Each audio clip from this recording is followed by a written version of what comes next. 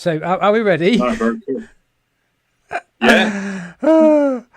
Right. Hello, and welcome to a special edition of the 10 Pence Arcade podcast. We have, down south, Mr. Alex Crowley. How you doing, guys? And even farther down south, off the bottom of Britain, we have Mr. Mazezi. Ollie Overwood. Welcome. You're right. Yeah. You're right, lads. Yeah, it's fine. I'm interested in what the incorrect announcer's going to say. He's good, isn't he? He is good, yeah. Well, I'll see if the incorrect announcer is available at short notice to put him in.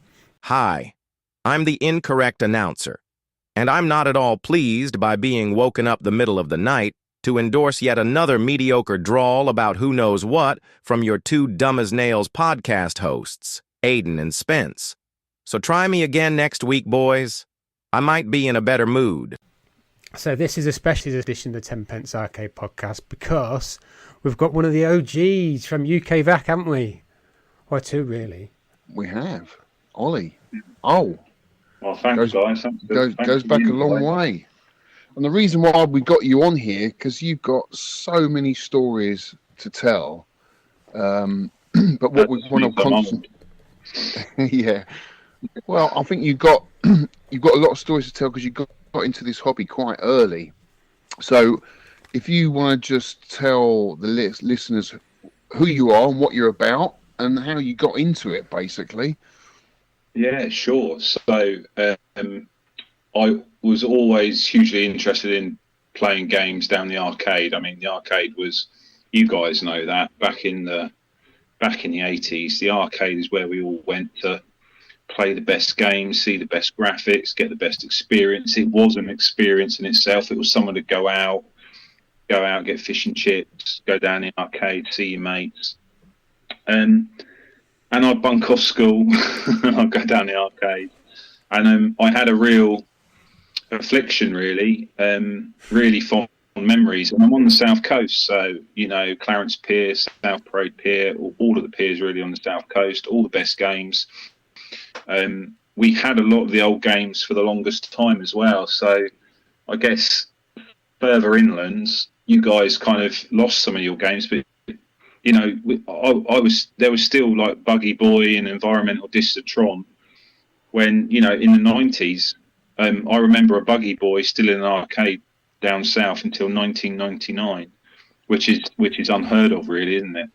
Well, it was obviously still making money, right? But you're a bit younger than me, so I'm interested what sort of year this is and what age you were when your first experiences in the arcade.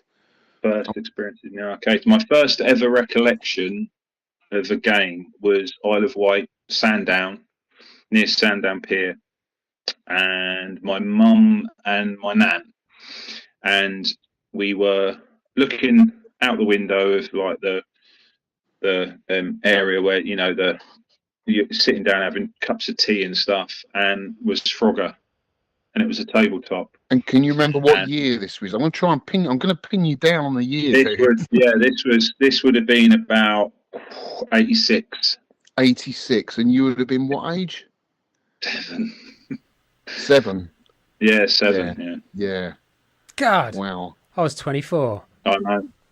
You were 24. Bloody hell. Yeah, well, I was 7. Were you in the Isle of Wight? No, I was 7. I was 16. 16 in 86, me. Well, do you know what? I would have been 15. 86, you say. Yeah, I left school in 87. So I would have been 15. And we actually did a school trip to the Isle of Wight. Amazing. That year. Really? It would have. Yeah, that year in 86, we did a school trip. And I remember going to Ventnor. And that's where I first played Paperboy, Gauntlet 2. Gauntlet. And what was the other game? There was another game.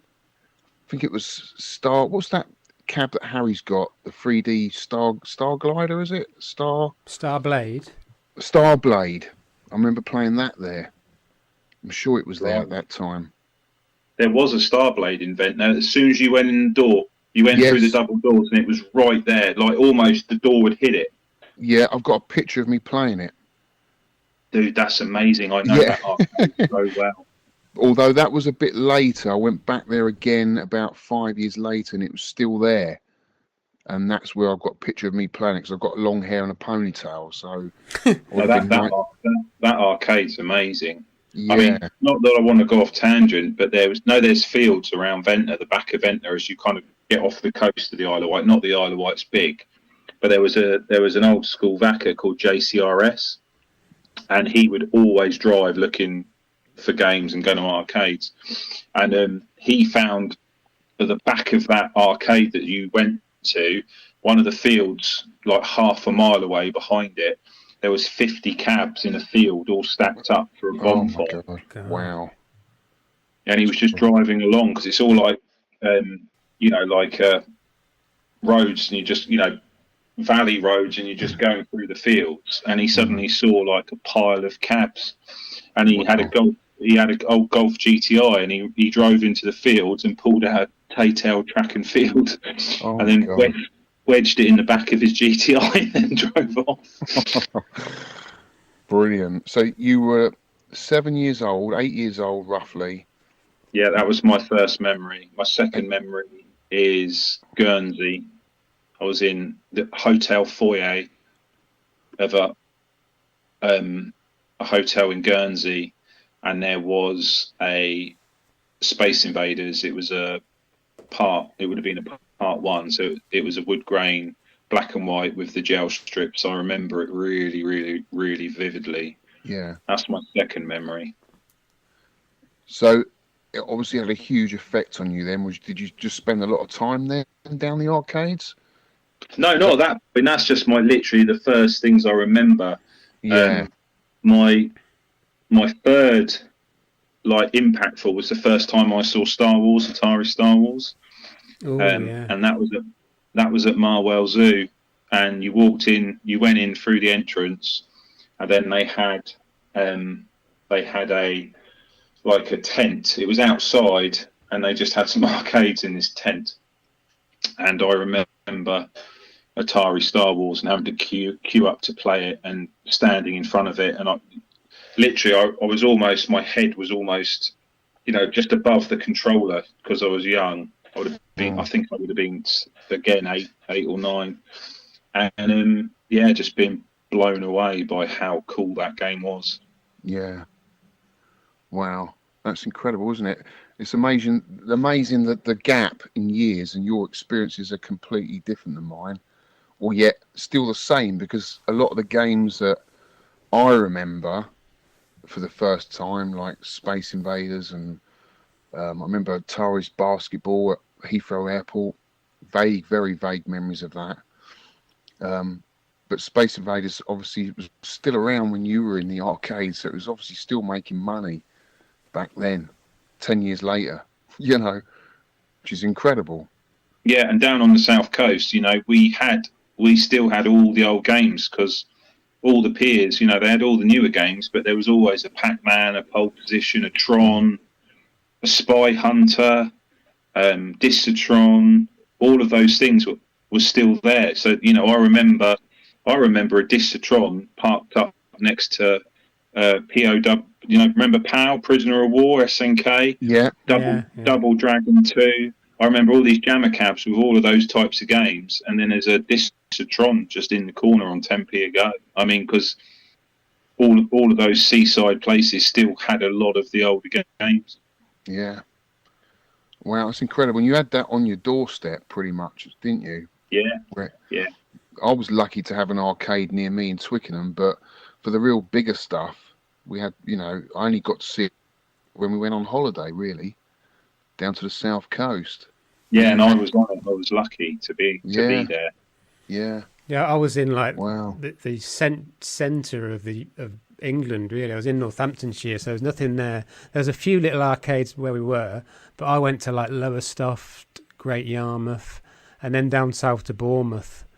So someone showed me. Bournemouth would have been good. Yeah, someone showed me a like a little video of Bournemouth seafront. I don't remember it at all. I know I was only like 7 or 8 when I went down there, but that was my experiences. So I didn't. There wasn't really anything really close. Like it was a 10-mile bus journey to Northampton, and that was one of them really dodgy arcades. You walked in and it was like a locals place, and you got scowled at, and you put your 10p on Kung Fu Master and sort of got a bit scared.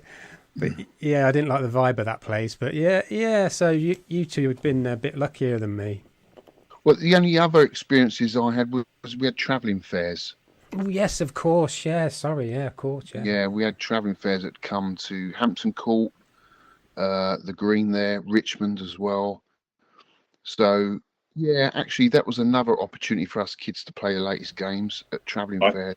I had huge memories, really good memories of being with my mates, and being at those travelling fairs and going and playing those games. A huge memory of rows of Electrocoin jammer cabinets, probably all with bootleg boards in. But I remember the final round, Street Fighter 2s.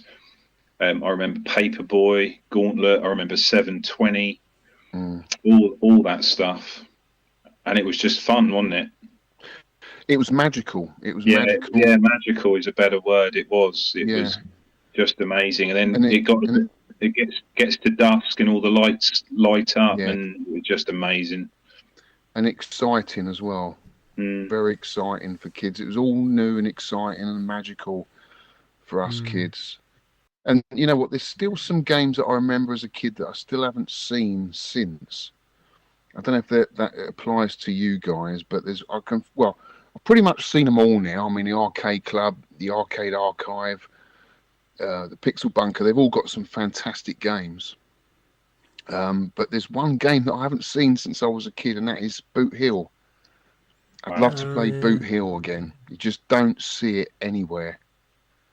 I've seen it in a personal collection, but I've never seen one in a museum or obviously back in the day.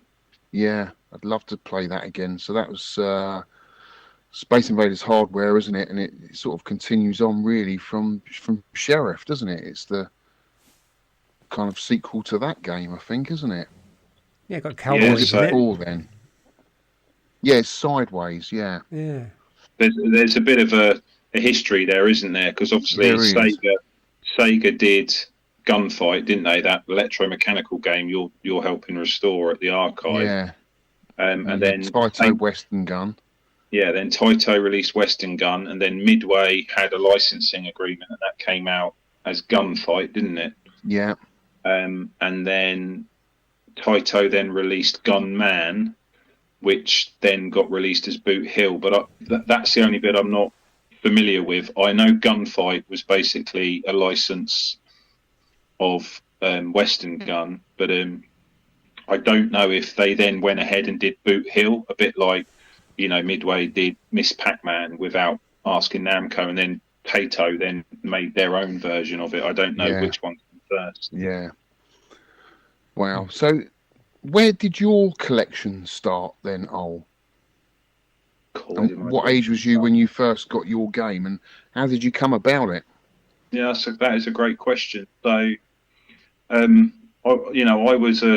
was pretty much a teenager of the 90s. So the internet was a thing.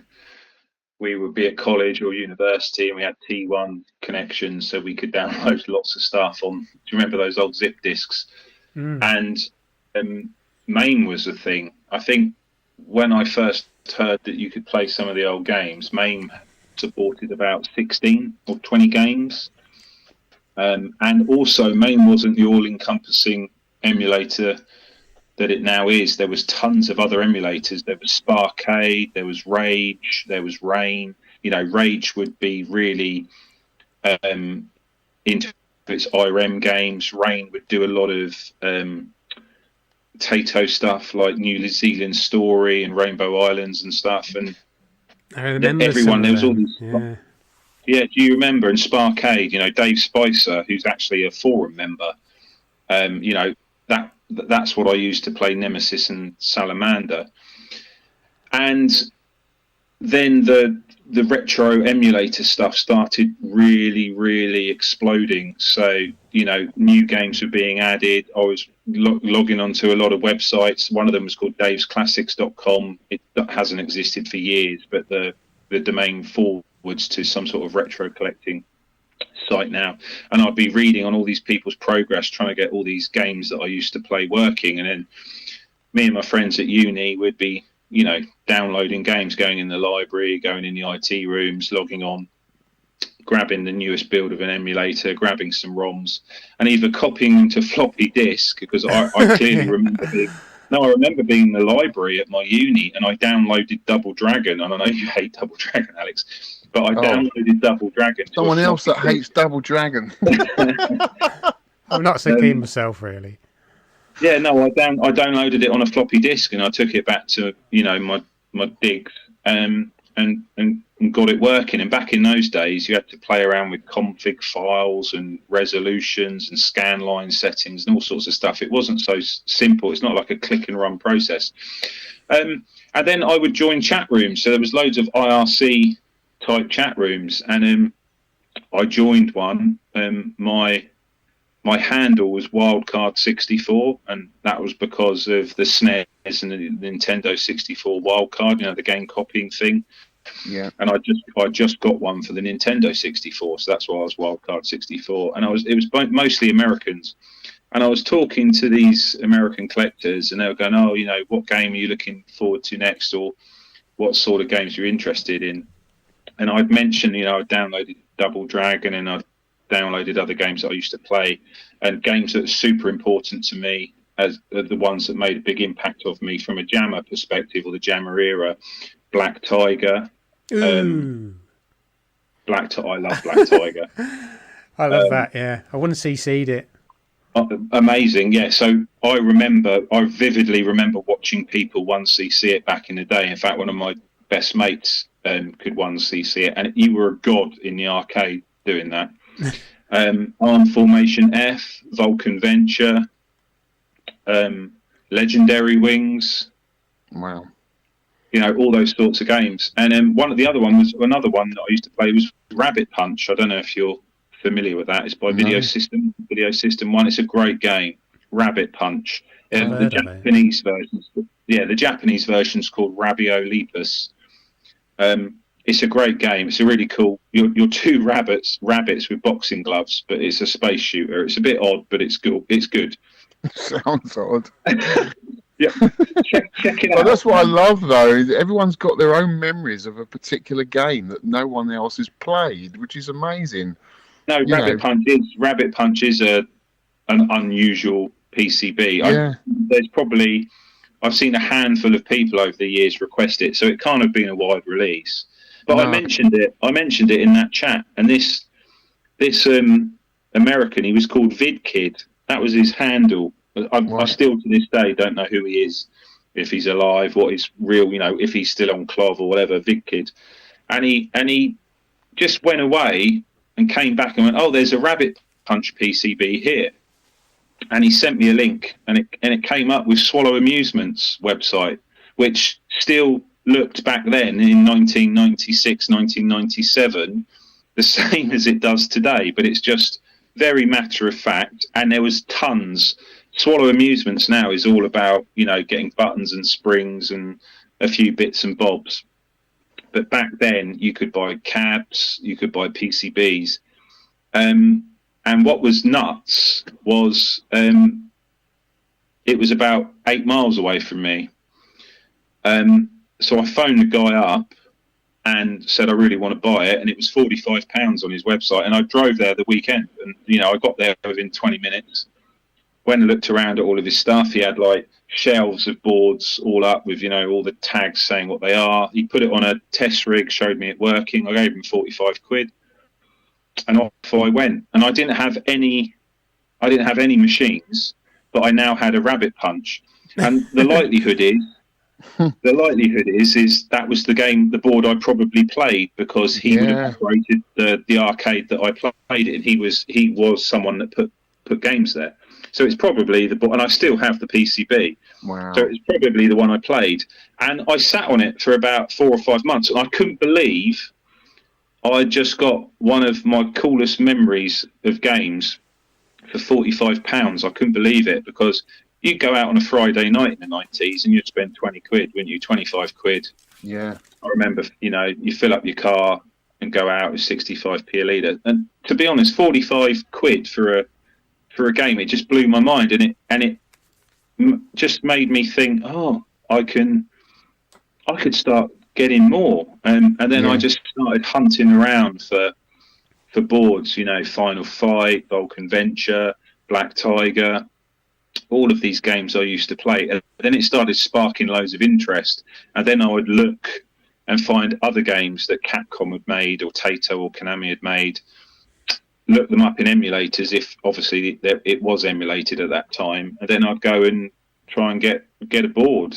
And then I was approaching end of 17, approaching 18, and then I thought, well, I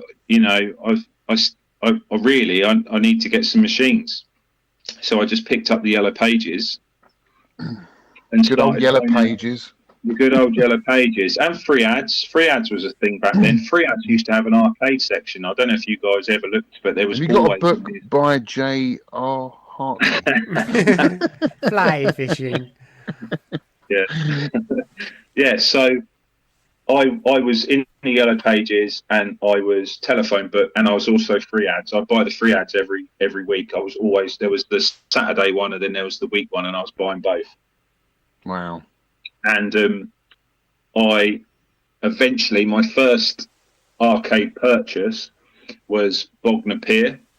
So I did send you a picture of what Bognor Pier looked like, and it was this magnificent Victorian pier, and right at the back was this hut. So obviously it functioned as something once upon a time, but it was just closed up and on the end of the pier. So you had the main huge pier, and then you can go past the pier, and then you could carry on walking on the boardwalk and go further out into the sea.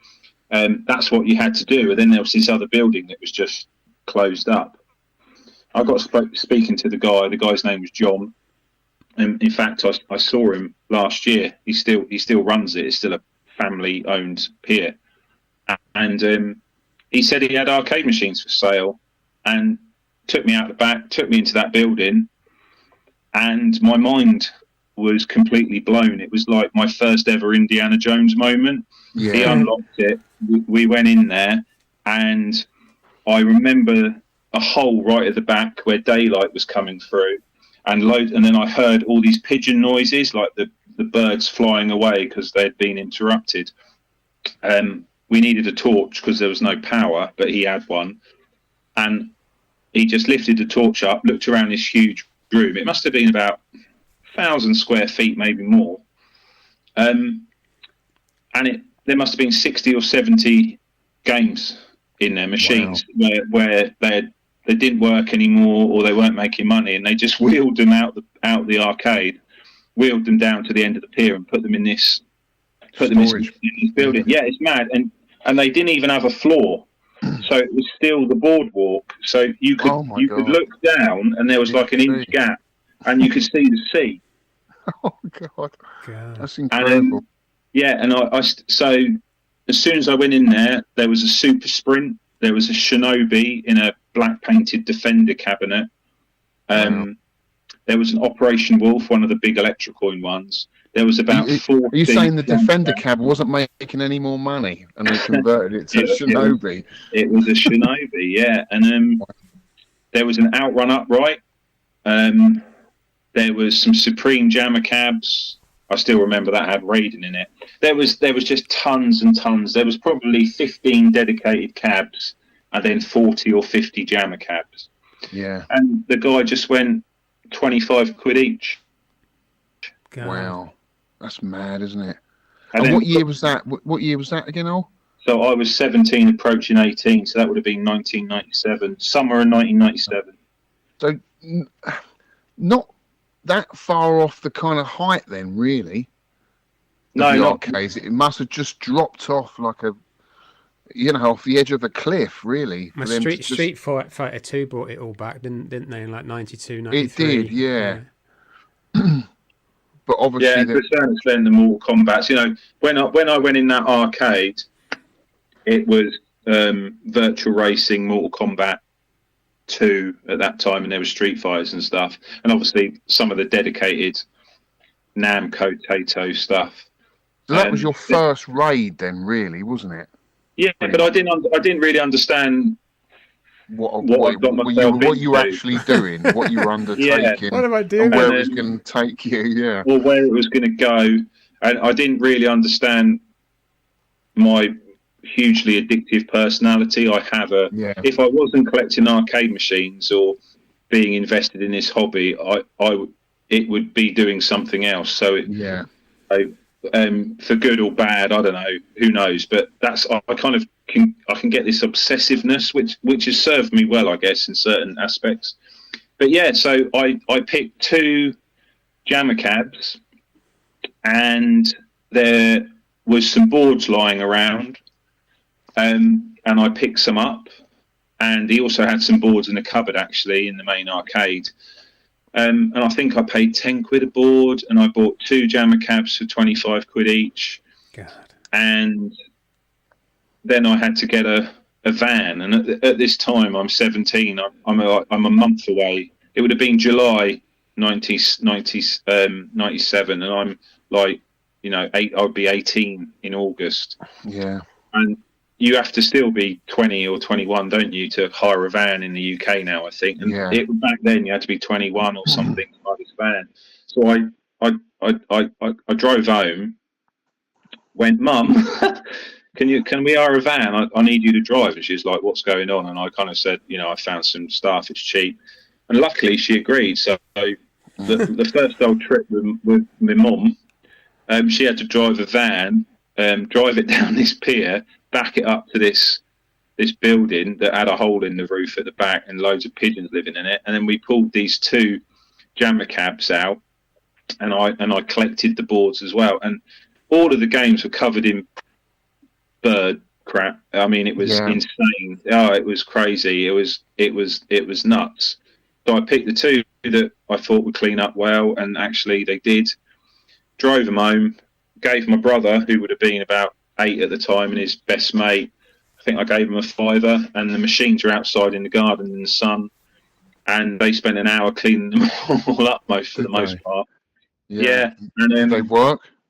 Yes, both of them worked. Which is nuts, because I had no idea what I was doing. No. So I didn't check fuses. I didn't see if the anode cap was damp or if there was anything that could possibly be shorting anything out. All I did was go, do they smell damp? No. Are they clean? Looks like it. I'm going to power them on.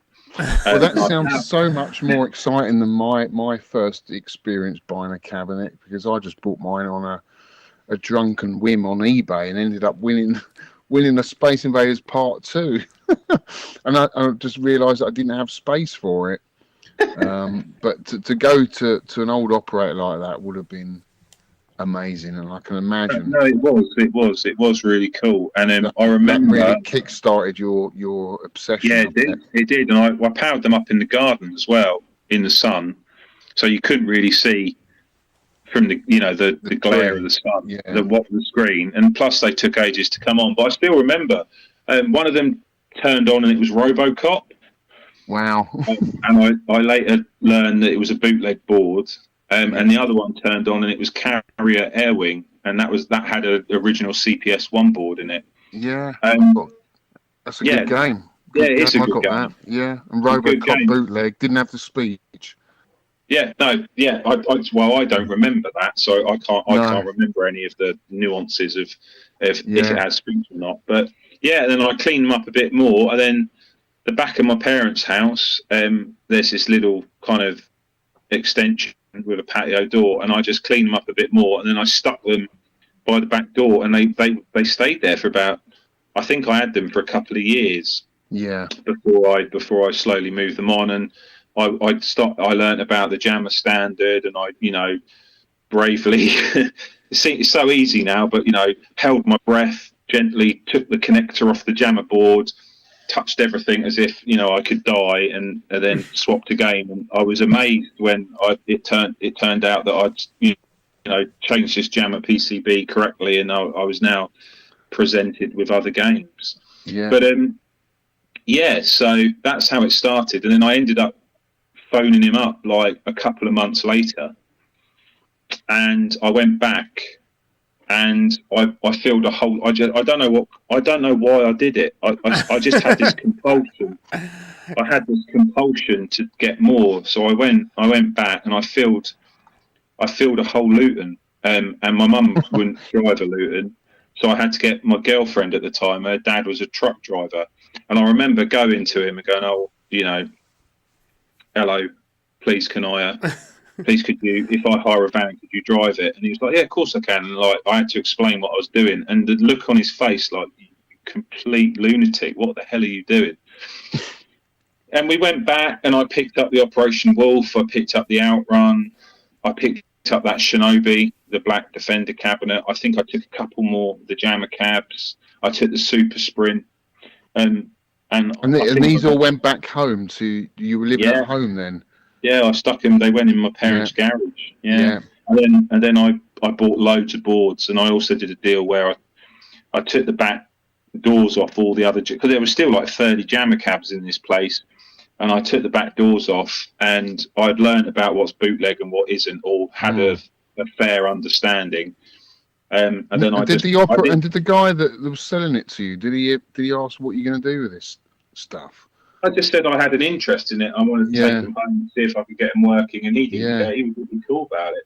Because I imagine at that sort of time, I mean, you were sort of unconsciously thinking about saving this stuff and preserving this stuff, where everyone else was chucking it away. I did so, but that was mostly. And for them, it was like probably a bit strange, because obviously they're in storage for a reason, because they're not making any money. And at this point, retro isn't a thing, right? No, it wasn't. You're right. So you're buying stuff. You got in there well early, and all of us who collect this stuff now wish we'd got in there just when you got in there, because that would have been the perfect time, because things were so cheap, and it was literally when everything was going off the edge of the cliff and wasn't worth anything. So you got there just at the right time. But I can imagine, I mean, some of the faces must have thought you were mad. Yeah, no, they did, to be honest. I found, I still did up until just before COVID. I would spend an hour or two a week, and I had a little book. Well, when I say a book, it's on my computer.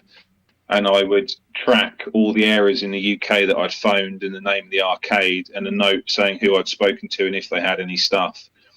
And I would so let me just stop you there. So this is basically the start of your obsessive nature, compulsive nature in collecting it, and you're out there going on the internet, going on particular websites, looking at derelict places, looking at old operators. No, that was much later. Literally using phone books. So you were just ringing up operators at this time. Have you got this? Have you got that? I was going through phone books, finding amusement centres. Yeah, that's dedication, dude. Did you have any sort of end plan, or you just kept going and collecting? Yeah, no, I didn't really. I just found it really interesting and cool, and there was something about the thrill of finding. I mean, it still happens now. I mean, me and Alex will go, or other people will go somewhere, and then suddenly you just find one thing that you weren't expecting, and it's just really cool. It's like, it sounds really strange, but it gives you this rush. Or you find a new game. I recently found a new game that people had thought was lost, and that stuff's really, really cool, and I just find it super interesting. And because I obviously did have a genuine interest in arcades, they meant a lot to me. As I say, I would bunk off school on a Thursday. My school bag would just have another change of clothes, and there'd be about 4 or 5 of us. We'd do morning registration and run out of one of the games. This is the thing that I love about it, and that this is one of the things that got me hooked. Was a lot of the games I remember the name, but I'd never played in the arcade. So a lot of the games I played on as ports on the Spectrum or on the BBC Micro, but I never actually played the arcade game. Like Wizard of War, I never played that in the arcade, but I played Wizard Warriors on the Spectrum, and I loved that game on the Spectrum. You know, to get into this hobby and then find the actual cabinet and get it, the actual real deal, the original thing, is such a buzz. And you know, the raids that I've been on with you, where we've just found games that we've got zero nostalgia for, but it's a game that no one's ever heard of, or it's a game that's never been released, or a game that's just half developed. Do you know what I mean? There's just so many different. It's such a wild west out there. This whole arcade business back in the day, it wasn't it? Because there was so many people developing different games, bootlegs. Yeah. There's just so many games to discover that it is like archaeology, isn't it? In a way. No, it is. It is. You're right. And we met so many new friends along the way. And obviously, that's some of you guys that are collectors and enthusiasts. But I've met developers of games. I've met small operators, large operators, people that actually built cabinets and resold cabinets, and distributors. I know people that distributors. I met guys that turned out, you know, there was one guy, Rod, that worked at JNC, because I'm turning into my early 20s for a moment, but you know, I'd go to JNC in Bristol and buy Mortal Kombat cabs and Killer Instincts and tons of boards. They had hundreds and hundreds. They had a dedicated floor for jammer boards and dedicated boards, and you went up this stairway and it was rack after rack after rack of PCBs. There was probably thousands, to be honest, and it was like you get them for 10 quid a board, and I'd be there for like 6 hours going through these boards, because every time I came back they had just put more stuff in, where, you know, they were a distributor, so they were clearing out all the arcades. And you know, and then it turned out after talking to him that he used to work, his first job was at Sub Electro, building Sub Electro games before he turned into a salesman. I mean, stuff like that is just really super interesting. And as much as we don't always have nostalgia, I've found many games that I was never aware of, and I'm sure you have, Sean and Alex, that I just wasn't aware of. But now they're my favourite games. The first time I saw Zookeeper was an American telling me how cool Zookeeper was. Yeah. I fired it up in Maine. I thought it was cool, and then I thought, well, I'm going to try and find a cabinet. That game is amazing. I've got no nostalgic link to it at all. But if someone said you got 20 games, that's all you could ever have, Zookeeper would be one of them. Yeah. Oh, yeah. You know, I have owned Zookeeper. Yes, it is a fantastic game. Amazing game. Yeah. You know, and then I did play the Spectrum. I never had a Spectrum. My dad, bless him, you know, he wasn't someone that, you know, was like, oh, let's go down Tandy and we get a computer. You know, he came to the UK from Iran. He had a different perspective on things, different culture. So I would go next door, and there was a guy who lived next door to me, Chris, and his older sister. She had a Spectrum, and we had to like get permission to go in there and play Spectrum games. So I never played arcade ports as far as I'm aware. It was all like Manic Miner and Jet Set Willy and some BMX game. Yeah. And then the pain of having that menu load and get to about 80% and then the bloody thing crash. I remember that quite vividly. But you mentioned Wizard of War. I remember I would have been 14 or 15, bunking off school, going into Clarence Pier, and I can see it now. They had Time Traveller, so you can see what the kind of the year we're talking, the 90s, and they had a Time Traveller, a Dragon's Lair, and they had a Wizard of War on the floor. Incredible. In 1994. Yeah. Your memory is amazing, Al.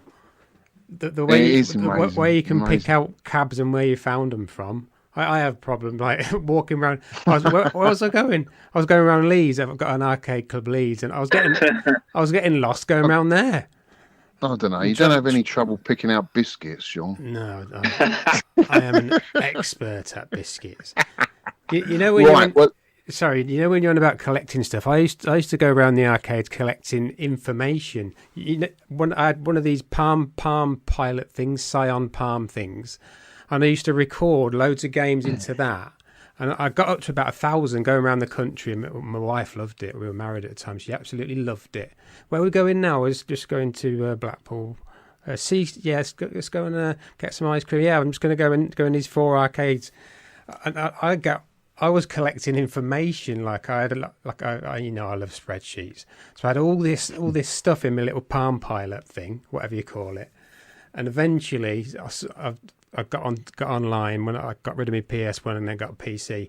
Got online and I found someone else had done like a list of 2,000 games. I can't remember what it was. And I thought, oh well, I did well, but I'm not going to compete with that. But yeah, I still am obsessed with the history of the games rather than the actual physicality of them, if you see what I mean. Well, for me, it's everything. The hobby is.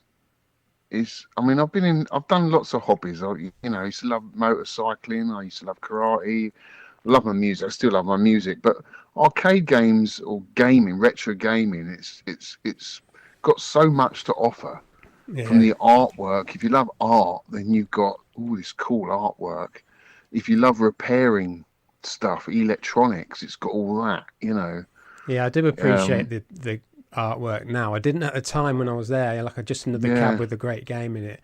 But now you can a walk up to like a Crystal Castles or a food really fight. Appreciate it. Yeah, and just you can see the lengths they went to.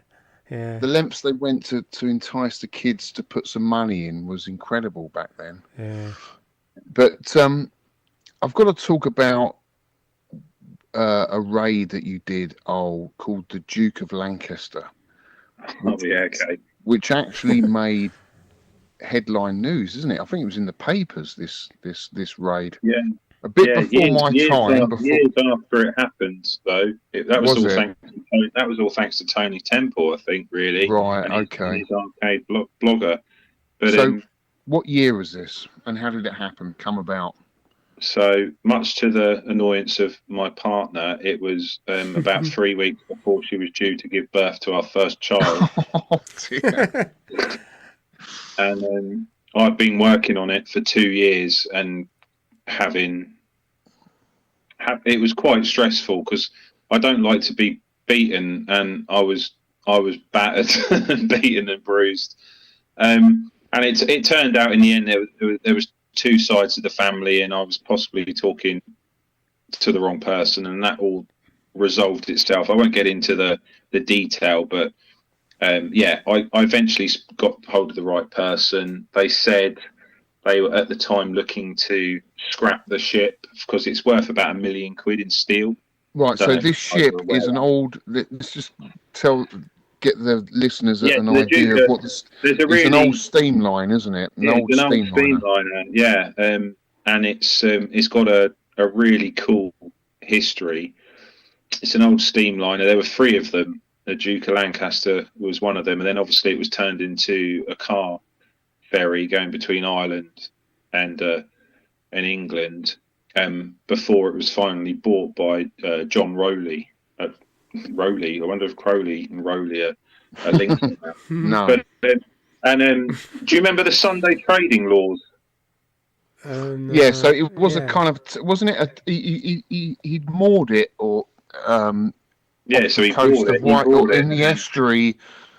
What estuary was it? Was it Mostyn? It's Mostyn Bay up in North Wales. North Wales. So I think it was tax reasons why he bought it and turned it into an offshore kind of what would you call it? Like It was called the fun. It was called the Fun Ship. The Fun Ship. Yeah, Right. there's a flyer. There's a scan of the flyer. If you Google it, it's pretty cool. And there's actually a black and white video of the ship being beached on YouTube that's recently surfaced. Someone filmed it on old Cine. Do you remember the Cine that had like a bit of a flicker? There's a video of the ship being beached, coming into shore and being beached on YouTube. It's pretty incredible to see. But he did it.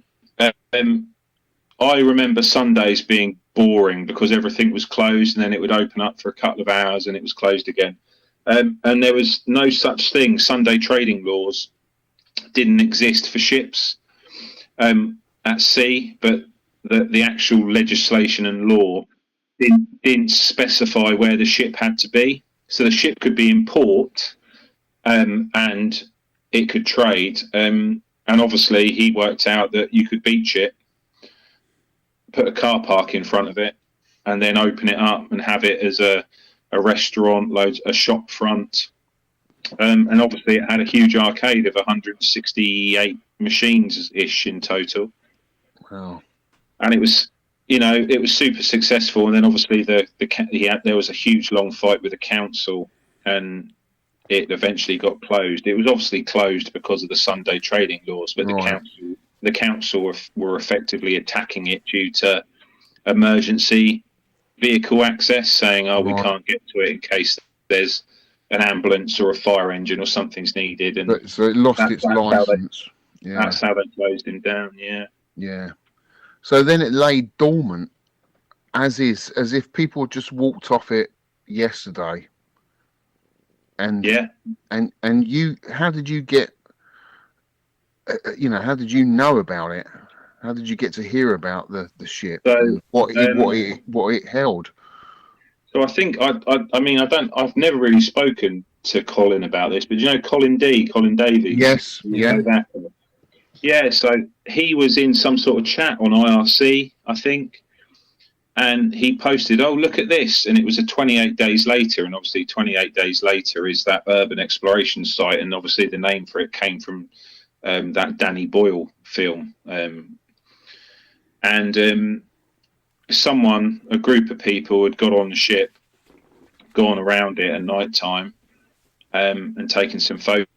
And these people are just walking past I remember two photographs vividly, asteroids and a Galaxian. And my jaw dropped.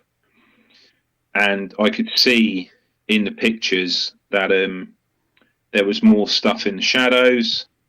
I then did my own investigation, and I found old pictures of the Duke of Lancaster. People had shared old Polaroid snaps, and I saw that it had a full arcade. In fact, there's some photos I have somewhere. There were games that weren't there when we finally got on it. They had things like real Bronze Age games, like they had Atari Destroyer and other stuff, which weren't there when we got there. And I saw all of that, and then it started a 2-year obsessive compulsive investigation to find out how I can get on it, and are they for sale, and can I get them? Yeah.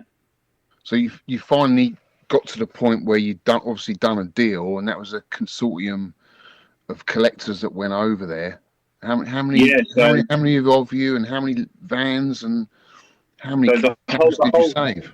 So the whole thing was organised when the UK VAT forum was pretty much dead. Like, there was a secret area on it, and quite a lot of the original UK VAT members, and quite a lot of the Dragon's Lair fan forum stuff, like Bruno and Chris, they all joined, and me, Rav, and P-Man went to the ship to scout it out. I've got loads of videos of us. I think some of that stuff's on. There's a video that's been viewed like 200,000 times in my YouTube account, with me walking around chewing gum quite hideously, as it turns out. I've got thousands of comments with people going, "That geezer chewing gum." And I shared all of that, and I think between us we had 500-ish photos. Obviously, not all of those were the arcades, because we actually got to explore the ship.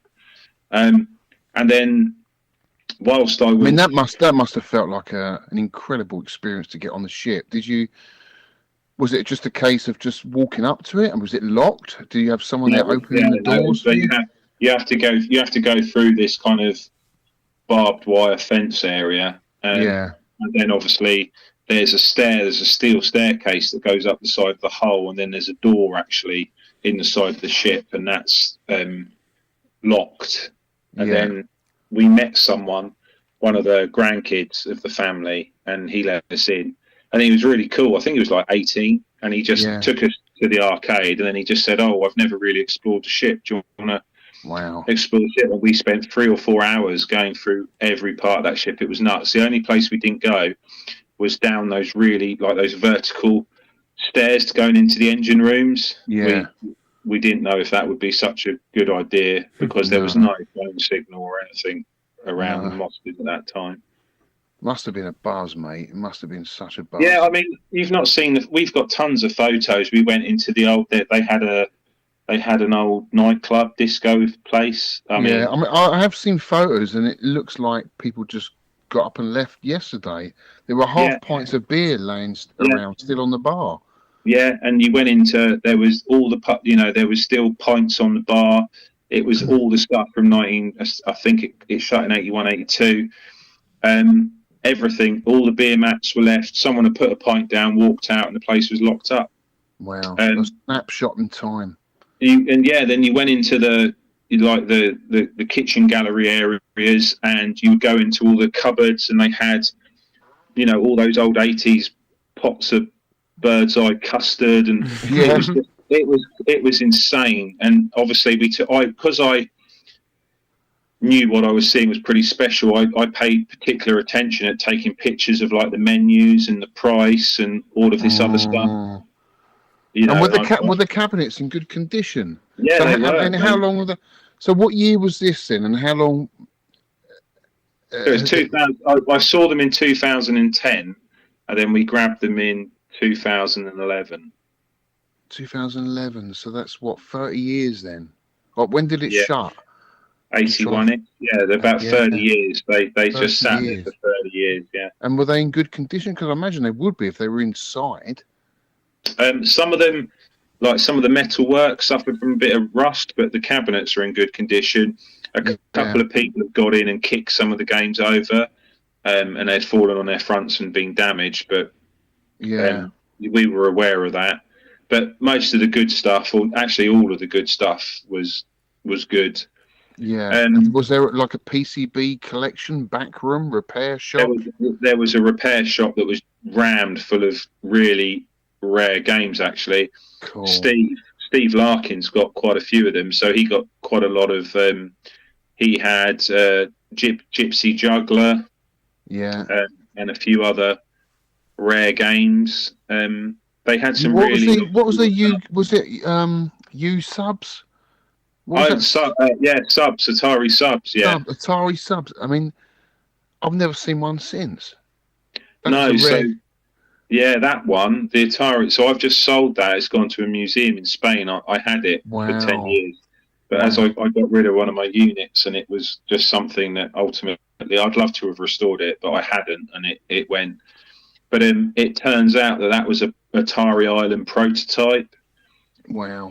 So it wasn't a production subs, it was a prototype subs. And on one of Tony reached out to someone that worked at Atari Island for one of his blog posts, and he got sent a load of pictures. I don't know if you guys have seen it, of the Atari Island factory. Yeah. Yeah, and then on one of the photos, you look on the racking, and it's my Atari subs is on the racking. No way. That's incredible. Yeah, it's nuts. So I sent all of those pictures with the guy that now owns it. And that's gone to a museum. Hopefully they get that working. He said he would. Wow. Can't keep everything. You can't. I mean, they take up so much space, right? Mm. So Wow, that's an incredible story. So I don't know where in the timeline that raid was, but was That you? was 2011. So I was, Sorry, 2011. So was yeah, that one of your first raids, my second first. raids?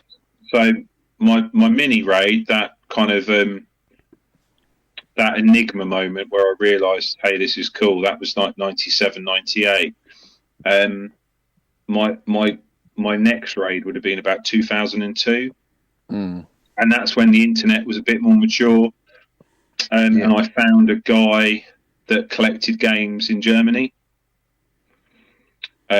Tobias Jackman, his name was, and lost contact with him. The last time I spoke to him was about 6, 7, 8 years ago, and I pulled out my emails. Actually, it was about 8 years ago, and he had some. I can't remember what the company was, but he had famous parents, and they were designers, and they designed all the phone booths for West Germany.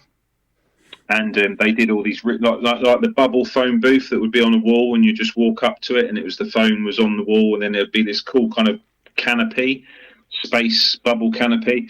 Yeah. They did all that, and then he lived in this amazing apartment on the side of a warehouse, and this warehouse was huge. I mean, if I told you it was the size of an Asda or a Tesco, it was gigantic, and it was full of American cars and arcade machines.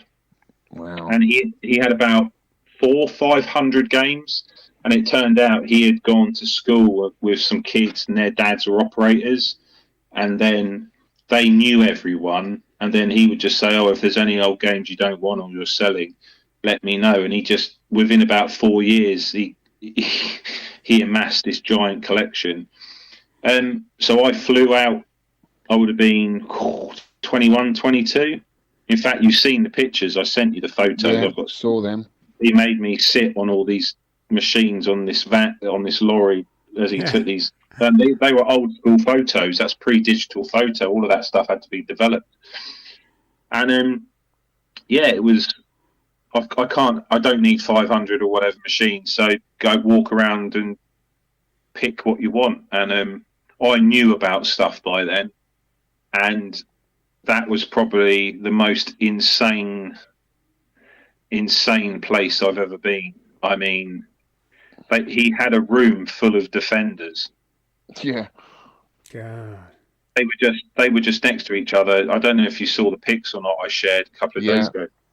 But he had a room full of defenders that there was like, just in a row, there was 13 defenders. There must have been 20 defenders in this room. Only a couple of them were actually converted. Nearly all of them were still defenders. And I think I got about 9 or 10 of them. You've got a row of gauntlets there as well. Yeah, Dragon Slayers and Space Aces. They had like 5 Space Aces and 4 or 5 Dragon Slayers. Multiple gauntlets, multiple Dig Dugs and Gorfs. Darius. Robotron, the Darius. I had that Darius. I took that. As a story there, I couldn't keep it because it was huge, and I put it on eBay, and it went for £199. Oh my god! Yeah, I know. I see there's a nice Battle Shark there as well. Yeah, there was a couple of Battle Sharks. Discotrons, Baby Pac-Mans, about 5 or 6 Tekken World Cup and tell tables. Me, where did all these games go then? Did they all go back? Well, the ones you brought, did they all go back to your mum's place?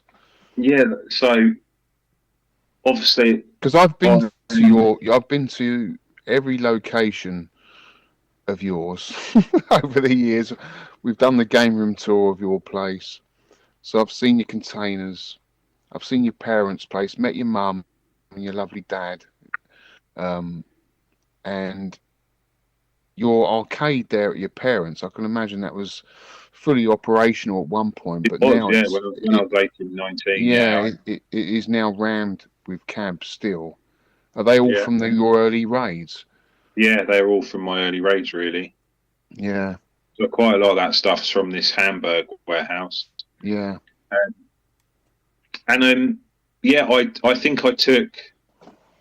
think in total I took 4 or 5 Arctic loads, and I mean a full Arctic.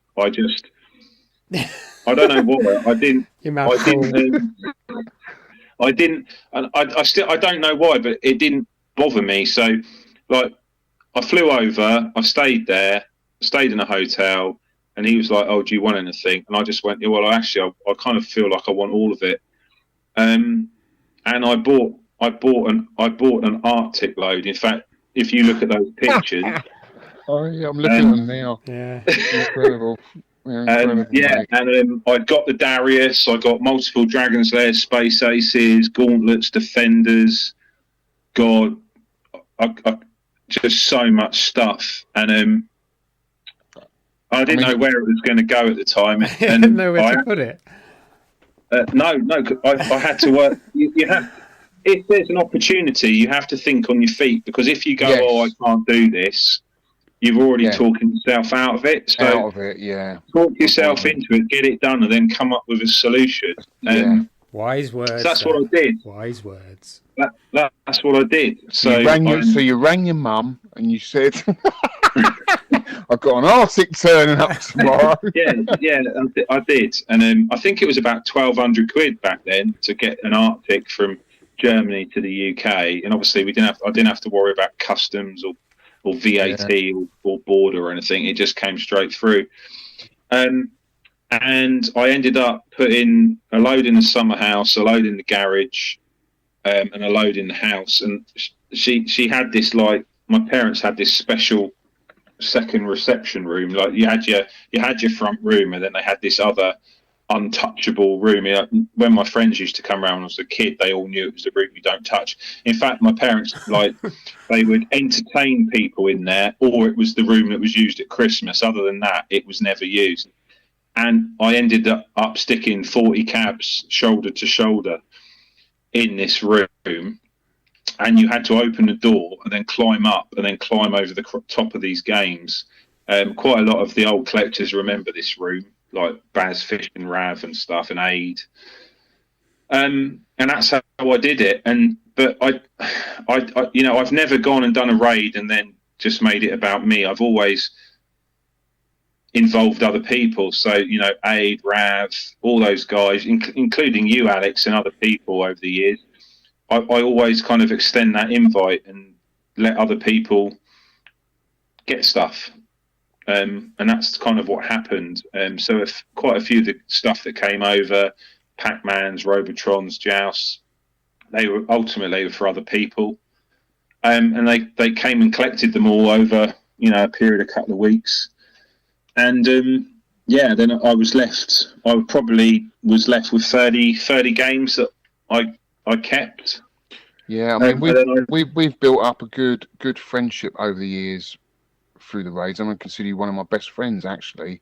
Well, but I didn't realise at the time that you were inviting me along because there was a certain amount of trust there, and I think that's what's great about the raids. Whenever we go to one of these raids, is that there's always more than one or two people. It's usually a consortium of people, 5 or 10. Yeah, we always try and add new people into it as well. We do, but there's that trust there. People always ask, how do you decide who gets what? Well, there's a certain sort of affiliation, isn't there, where people, what other people collect and what they want, and you're looking out for them. Do you know what I mean? So if you find that guy's he's got a Disatron. I've just found a Disatron PCB. Oh, do you want that? Exactly. And that's how it goes, and it gets shared out equally among us because we trust each other and we're good friends, and that's how it's always been. If someone kind of steps out of line, they don't normally get invited to the next raid, do they? They get too greedy. It's greed normally takes over. If you go there and there's like, I don't know, 10 super rare expensive games and then 20 middle of the road or cheap stuff, and you just say, well, I want all 10 of the, you're not working as a consortium or a team, are you? You're not, and it has to be shared out equally among us. And that's what I've loved about whenever we've gone on raids. I think I've done 4 or 5 now, and it's been a great atmosphere, and everyone's just helps each other. So I'm going to move on to the next raid now, which was the French raid that we did. Yeah, cool. That was memories. That was Yeah. good memories. Not at the time, but I have really fond memories of that now. Yeah, that was a great. So that came about through an English couple that had bought a house in France. Although it was a derelict house, really, it needed a hell of a lot of work. I mean, it needed underpinning. It didn't have a roof. It was literally a shell. Needed demolishing. It needed demolishing, but I don't think they could do that because the French laws over there are different than ours, and I think they just basically had to cope with whatever they brought. They had to deal with what they got, you know. But this place that they brought was it looked like an overfill for an old operator, didn't it? Yeah, it did. Yeah, totally did. It was a storage location. Yeah, it was literally. It wasn't a place where the games were operational. It was literally a storage place, and it was another snapshot in time because the years of the cabinets and games are all quite close to each other. So you've got a good sense of when this operation, this business came to a close. So this couple reached out on Facebook basically and said, it was Jolien that organised it. That they bought this place, yet it was full of over 100, did he say 100 machines? I think he did. It was about 100, wasn't it? Yeah, and he said he wanted people to buy it. Basically, I didn't. You invited me into that, so I don't know who saw this first. Was it you or? I think it was Jolien that, and then he. That's right. Yeah. And then again, you reached out to people that you trusted and wanted to come along, and I think there was probably about 8 of us all in all, something like that.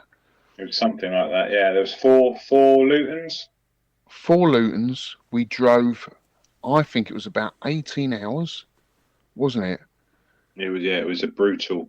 We got digs. We got digs more than halfway. I would say about 3/4 of the way down, in a horrible place. An F1 hotel. It was horrible. I mean, I had a bunk bed with Dave, and it was the most creaky bunk bed I've ever been in. It was like a kid's bunk bed. Do you know what I mean? It was. Ours was the same, and I slept.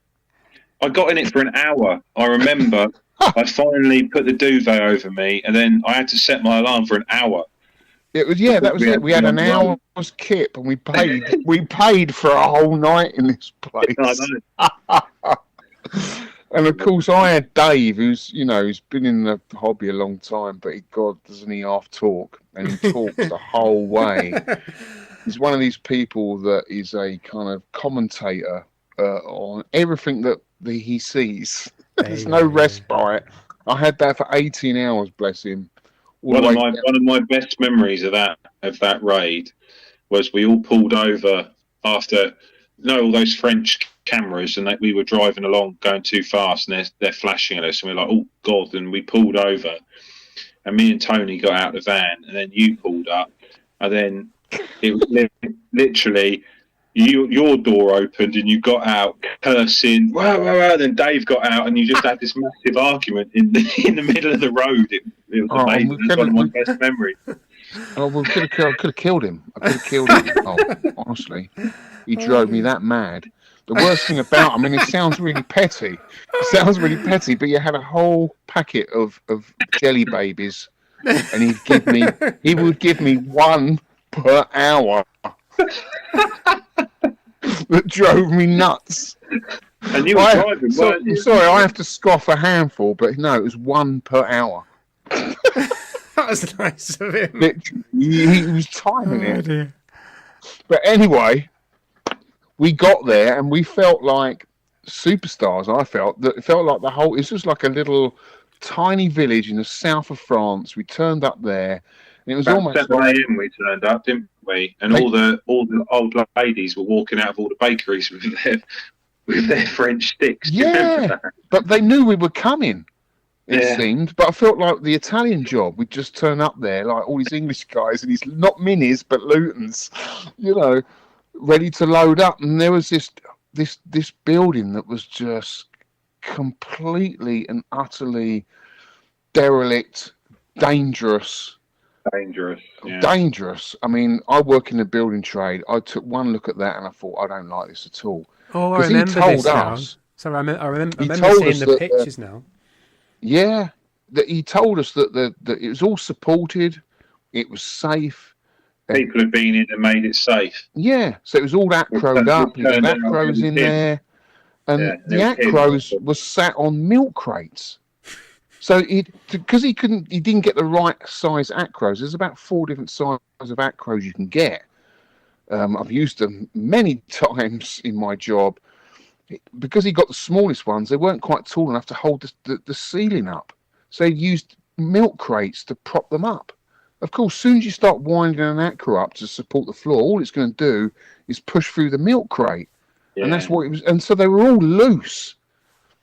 And, you know, this is a building where it's got no roof. And the top floor, it's probably 3 floors.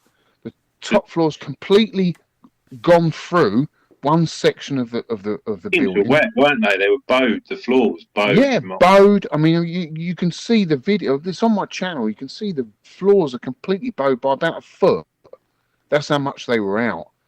And I felt so nervous crossing these floors. Literally, we were on all fours.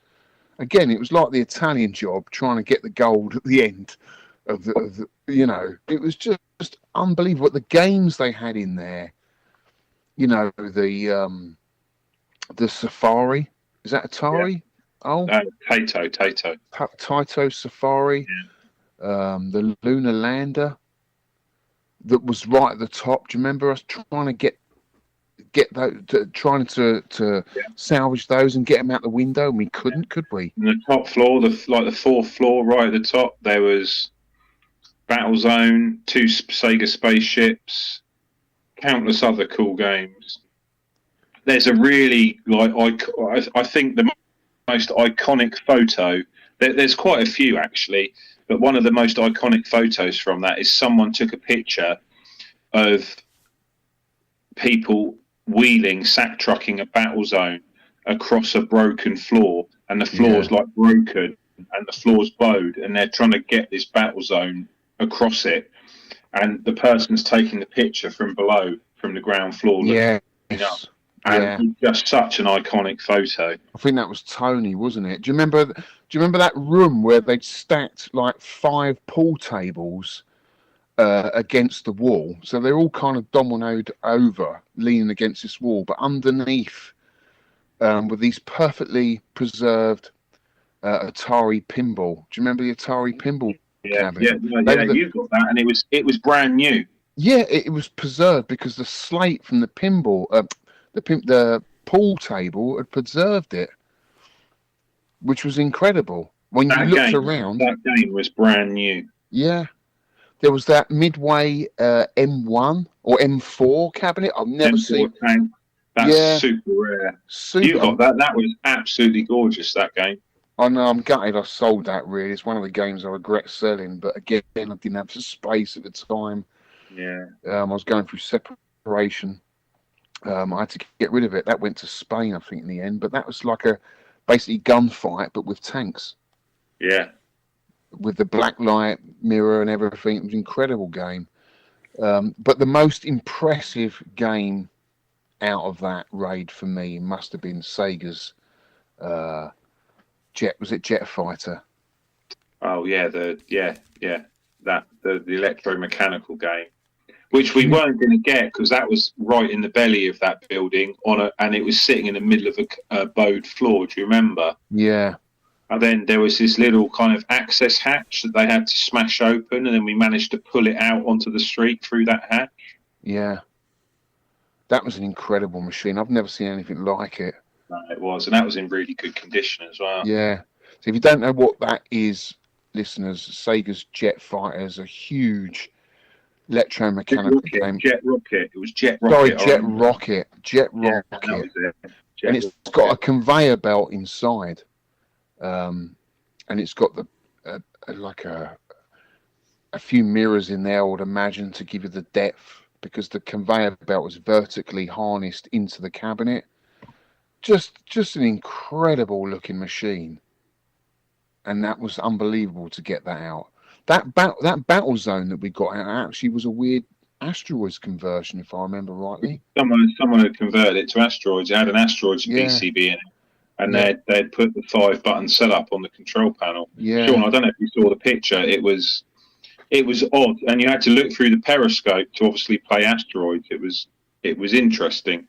I don't remember that, but yeah, it does sound weird. But totally fixable, because the cabinet was in great shape. It just needed a new Battlezone control panel with the sticks and obviously a bit of wiring, just to swap a few wires around on the edge connector, and it would be back to Battlezone. But incredible place. Obviously, we didn't take all of it, which, looking back, well, no, because we were all on a downer. When I think we were all super tired, and when we got there, obviously being lied to, saying the building was safe, and it was obviously the guy had done his best, but even I could see, I'm not a builder, and even I could see that the place was completely dangerous. Yeah, it was dangerous. We all went on a bit of a downer, but some people filled their vans up, and I think I half filled my van. I wish. I mean, I remember that gunfight, and I know you would love a gunfight. That gunfight was missing the PCB. It was right by the door. There were two. It was 30 quid, and you just were on a downer. I think you weren't thinking straight, because we hadn't slept for a day, and you just didn't take it. And I think we were rushed against. We were worried about losing or getting back to the ferry, weren't we? Because we obviously had a time booked for that. We should have allowed ourselves at least 2 or 3 days to do that. 3 days. Yeah, we probably should have, to be honest. But yeah, and an amazing raid with good people, good memories. The memories were amazing. Had a lot of fun. Yeah, absolutely unbelievable. And of course, these raids, they don't come up very often, and more often than not now, it's usually because of the sad consequences of life, people passing away. Yeah, collectors, all operators, collectors passing away. And Peter Davis was the next one we did. We didn't like to call it a raid because it just wasn't appropriate. No, it was helping the family, wasn't it? That yeah. But where does that where does that term come from, raid? It's a bit... Yeah, so obviously I use it, and quite a lot of the old, if you want to call the original UK VAT stuff, like RAV and all that, those guys, they use the terminology as well. So if you, because I'm showing my age, but if you went back in the 90s and opened up Netscape Navigator or the AOL browser and dialed up to the internet using your phone line to get on the internet, there would be GeoCities and MySpace and all those other kind of pre-Facebook social media sites. Yeah. And quite a lot of these American collectors, they had websites. I remember loads of places on GeoCities, and I remember some on MySpace. And they would have pictures. Oh, I found a warehouse in Tennessee. I found a warehouse in Pennsylvania. And there would be hundreds of games, because obviously real estate and space in America, real estate's cheap, and there's lots of space. And there'd be these huge buildings full of hundreds of games. And all those guys called them raids. And I have no idea where that terminology came from. But we just all picked it up and we called it a raid as well. And that's where it came from. Oh, that's interesting. Sounds cool anyway. Yeah, and it was an operator raid. I think it's because, going back to that excitement and that, I'm getting something from my childhood, it's almost, having an arcade machine that you would have looked at back in the day as an 8-year-old. I don't know if you ever stood in front of an arcade game and said, I'll own you one day. I did that. Did you guys ever do that? No, don't remember doing that. That's something I remember. Yeah. And you're gonna hate me for this, but it was Leon Solon, and I was stood in front of Mortal Kombat 2, and I was blown away at how good Mortal Kombat 2 was, with all of the new fatalities, babalities, friendships, the pit 2, and I just stood in front of it, and I went, I'm going to own you one day. And that was probably a seed that went into my mind that maybe made me think about collecting arcade games. I mean, gaming's never gone away from me. It's always been there in the background. But I think when I left school in '87, I got into music and then went travelling and then lived in Sweden for 6 years and then came back. And then I think it was kind of start of when retro gamers started appearing on the shelves of newsagents. I picked that up. I remember buying the first issue of Retro Game and looking through, and it piqued my interest again. And God, I remember that, and it just like I just went down a massive rabbit hole of trying to remember all the old games that I used to play as a kid. But it took that time for me to be interested again, to remember the love that I had for all of these games. Because I kind of disappeared. The whole of the 90s, I wasn't really gaming that much. I was travelling, so the whole place, N64, Saturn era, Dreamcast, I totally missed all of that. I was travelling. I was gaming all the way through, like PS1, PS2. Yeah, Mega Drive before that, and Commodore 64. Oh yeah, Mega Drive, but that's early 90s. SNES and Mega Drive I was massively into, but I'm talking about sort of 95 onwards. I wasn't gaming at all. Yeah. Oh God, I love the original PlayStation. What an amazing console. Yeah. And I had a Nintendo 64 as well, actually. And even though that wasn't as good as the PlayStation, it did have games that truly were a cut above the rest. Like Super Mario 64. I remember I was in the first year of uni, and I literally had to get all 120 stars on Super Mario 64. But you were traveling. Yeah, I mean, I was living in Sweden. I was doing my music thing. I was a DJ on the radio. I was in bands. I still had my Super Nintendo, and I was buying games for it. But I just missed the N64, Saturn, and Dreamcast era. And then when I came back to England, I saw Tomb Raider on the PS1 and got back into it again. That way. But going back to the raids, the Peter Davis collection was quite incredible, because I've never seen, until I saw your collection, a private collection so big as that. And Peter Davis was an old school vacker, wasn't he? He used to repair a lot of boards, but he sadly passed away, and there was quite a few of us that went up there. It was up to Inverness, wasn't it? It was I mean, I never met him, but I talked to him over the years, loads. Pre-UK VAC forum, it was a mailing list. It was a Yahoo group mailing list, if you guys remember mailing lists. So UK VAC was originally a mailing list, and you'd have to sign up to a mailing list, and everyone communicated using an email address, going to the UK VAC Yahoo group.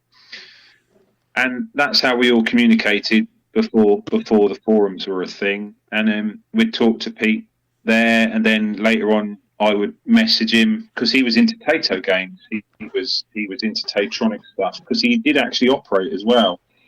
He had a small collection of games that he did operate early on in the 80s before he became a collector. And I would speak to him, and it wasn't uncommon for him to disappear for months, and then like 8 months later you get a reply. And then with me, I was talking to him about a trade. I can't remember exactly what for. I think I was talking to him about looping, and he just never replied. And it was like 12 months, 13 months, and he still didn't reply. And then obviously Vic found out that he had sadly passed away, because he had found his son was selling some of the stuff on behalf of the family on eBay. And then it was Vic, wasn't it? Vic who it was. Yeah, stuff. Vic. Vic. It was. And then Vic put two and two together, reached out to me, and then we reached out to some other people, and then obviously spoke to the family to say, look, you've got the games. I think they were selling the PCBs on eBay, but what are you doing with the games? And then we came up with a consortium again to get the family the best price. Obviously, me and Vic went up there. Did a recce and saw the stuff, and we went through and we graded each machine. Some of them were in a back of a unit, and the unit was unfortunately leaking, so some stuff wasn't in great condition. Other stuff was in good condition. And we graded everything, we stickered everything, we took 1,000 pictures of everything.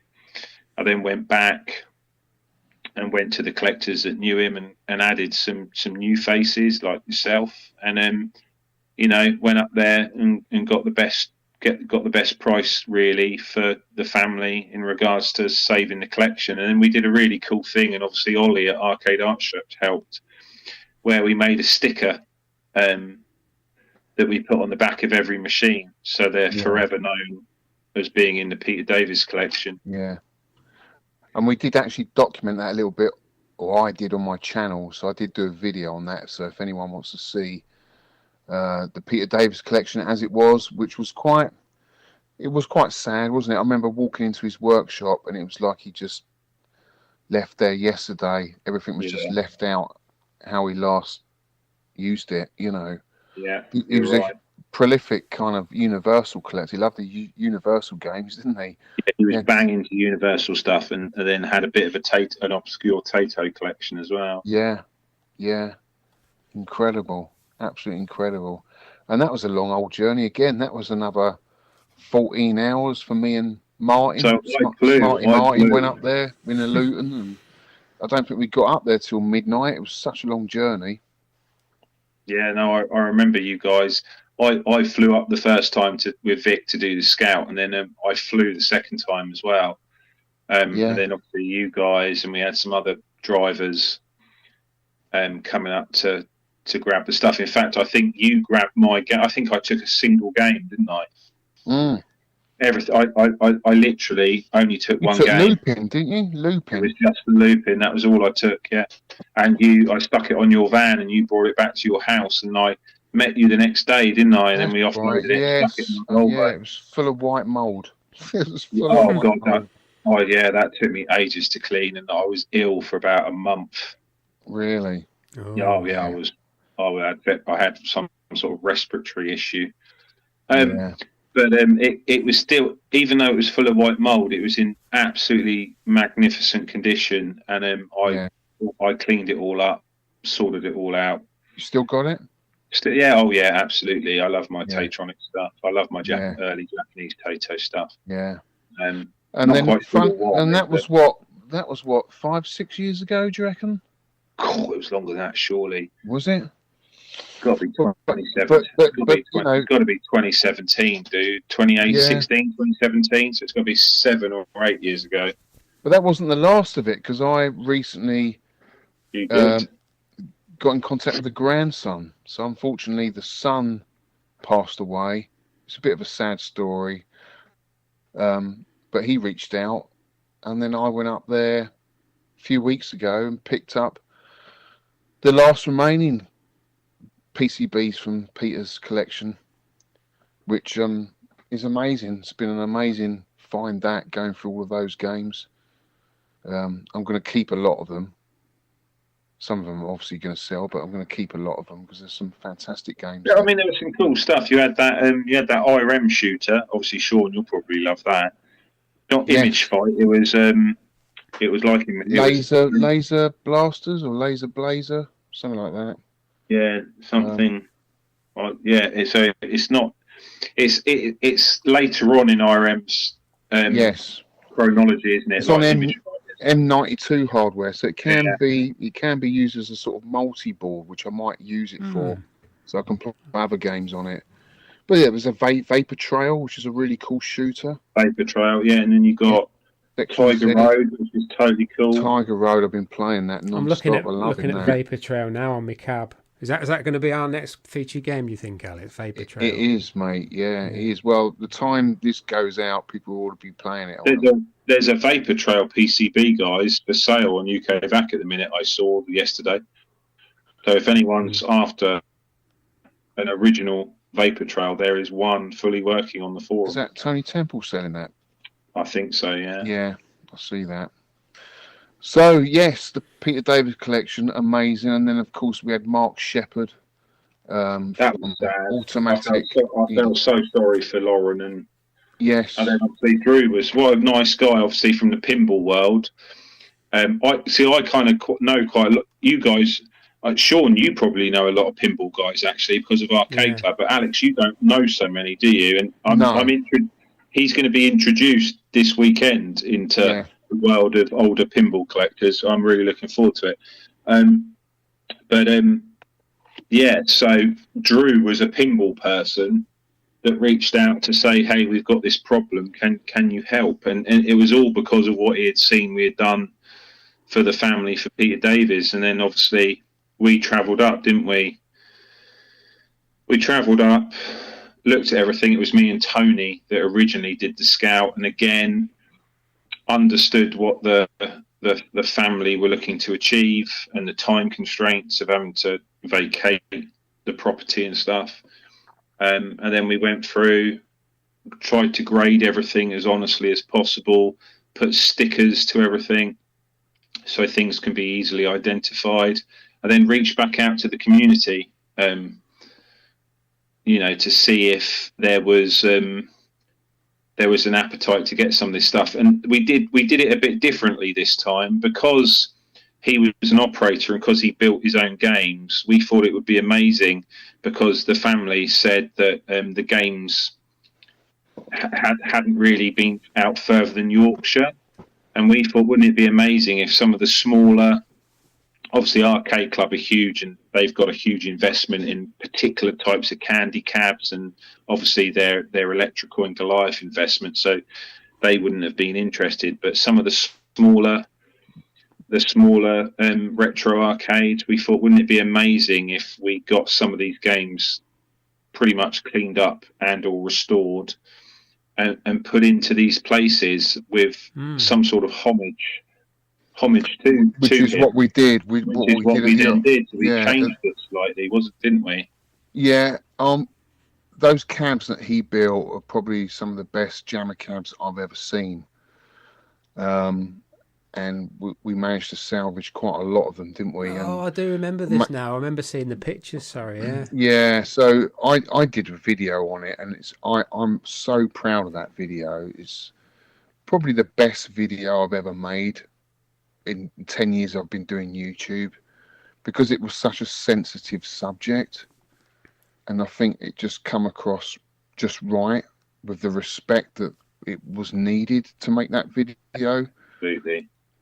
Yeah, it was moving. It was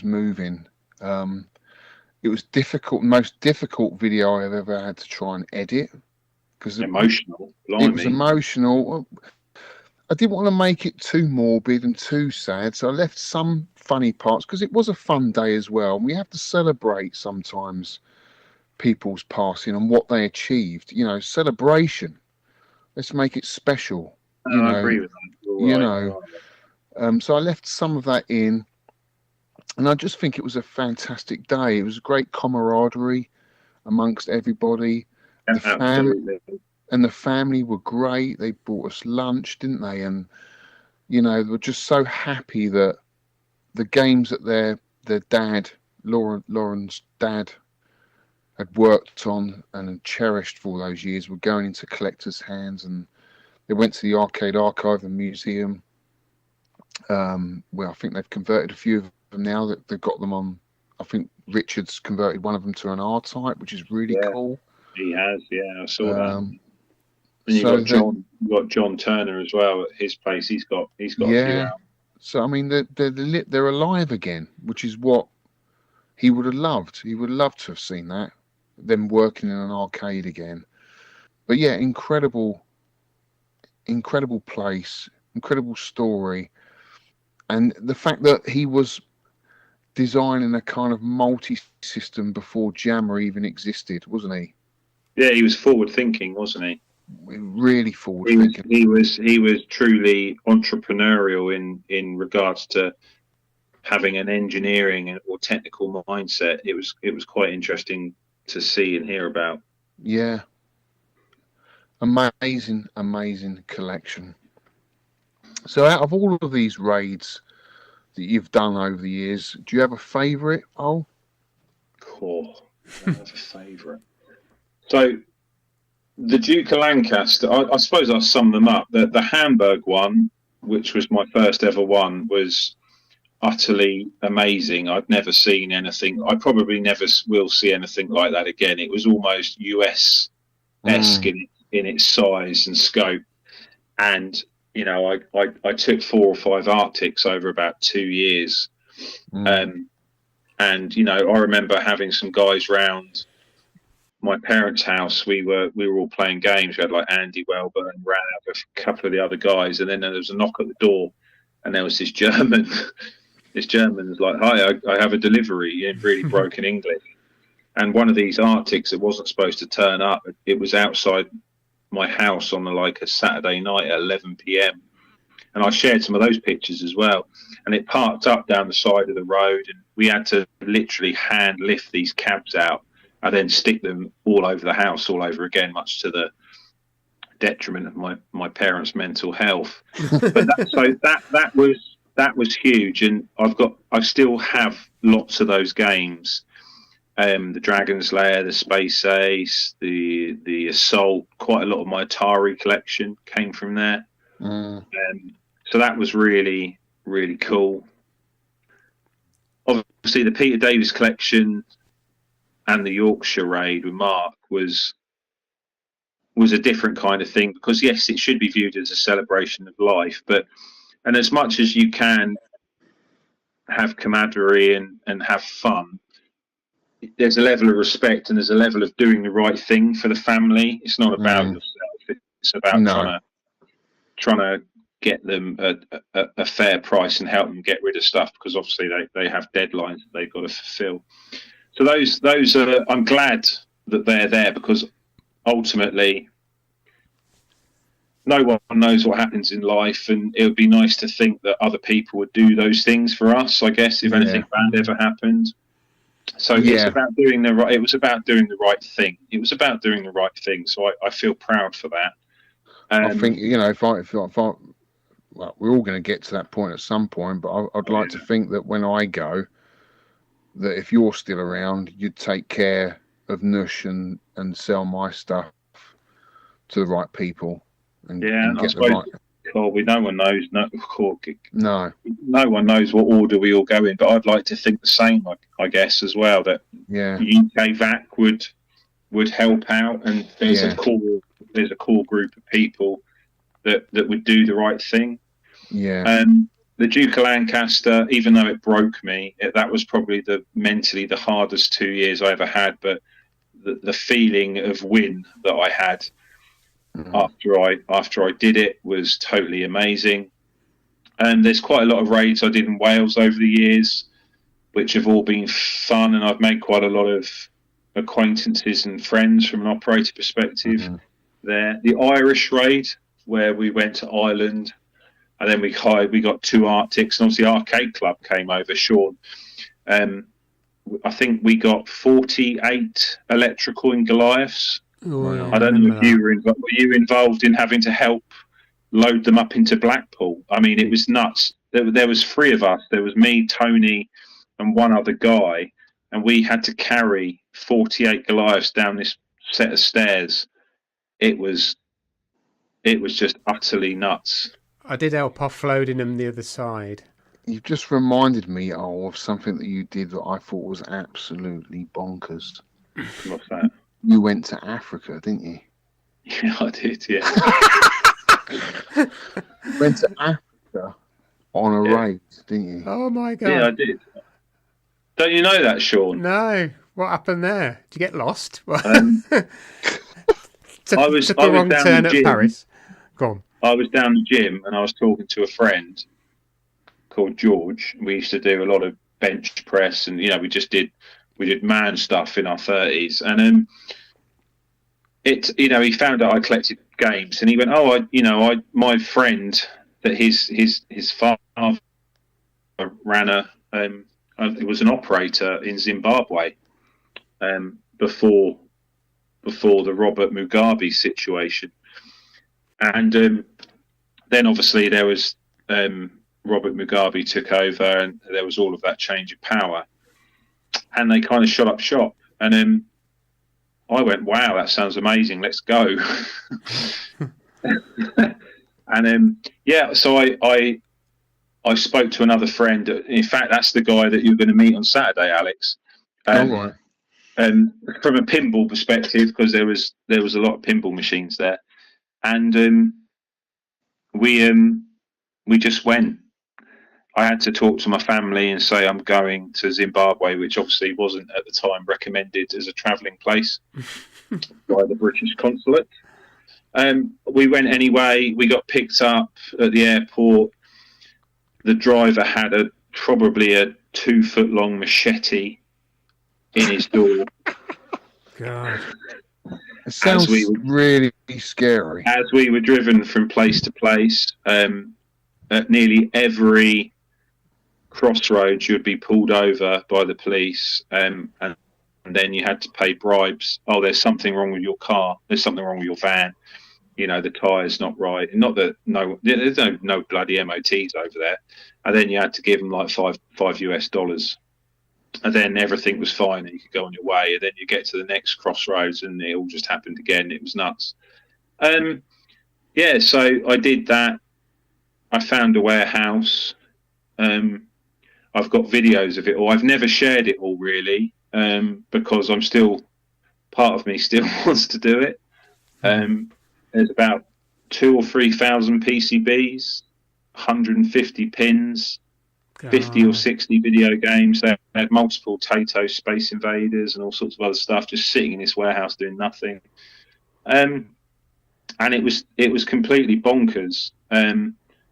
But, you know, it wasn't just about a raid as well. I had an amazing experience as well. Once we decided, I mean, the driver had this machete, but he also had like a 2-litre bottle of Smirnoff vodka.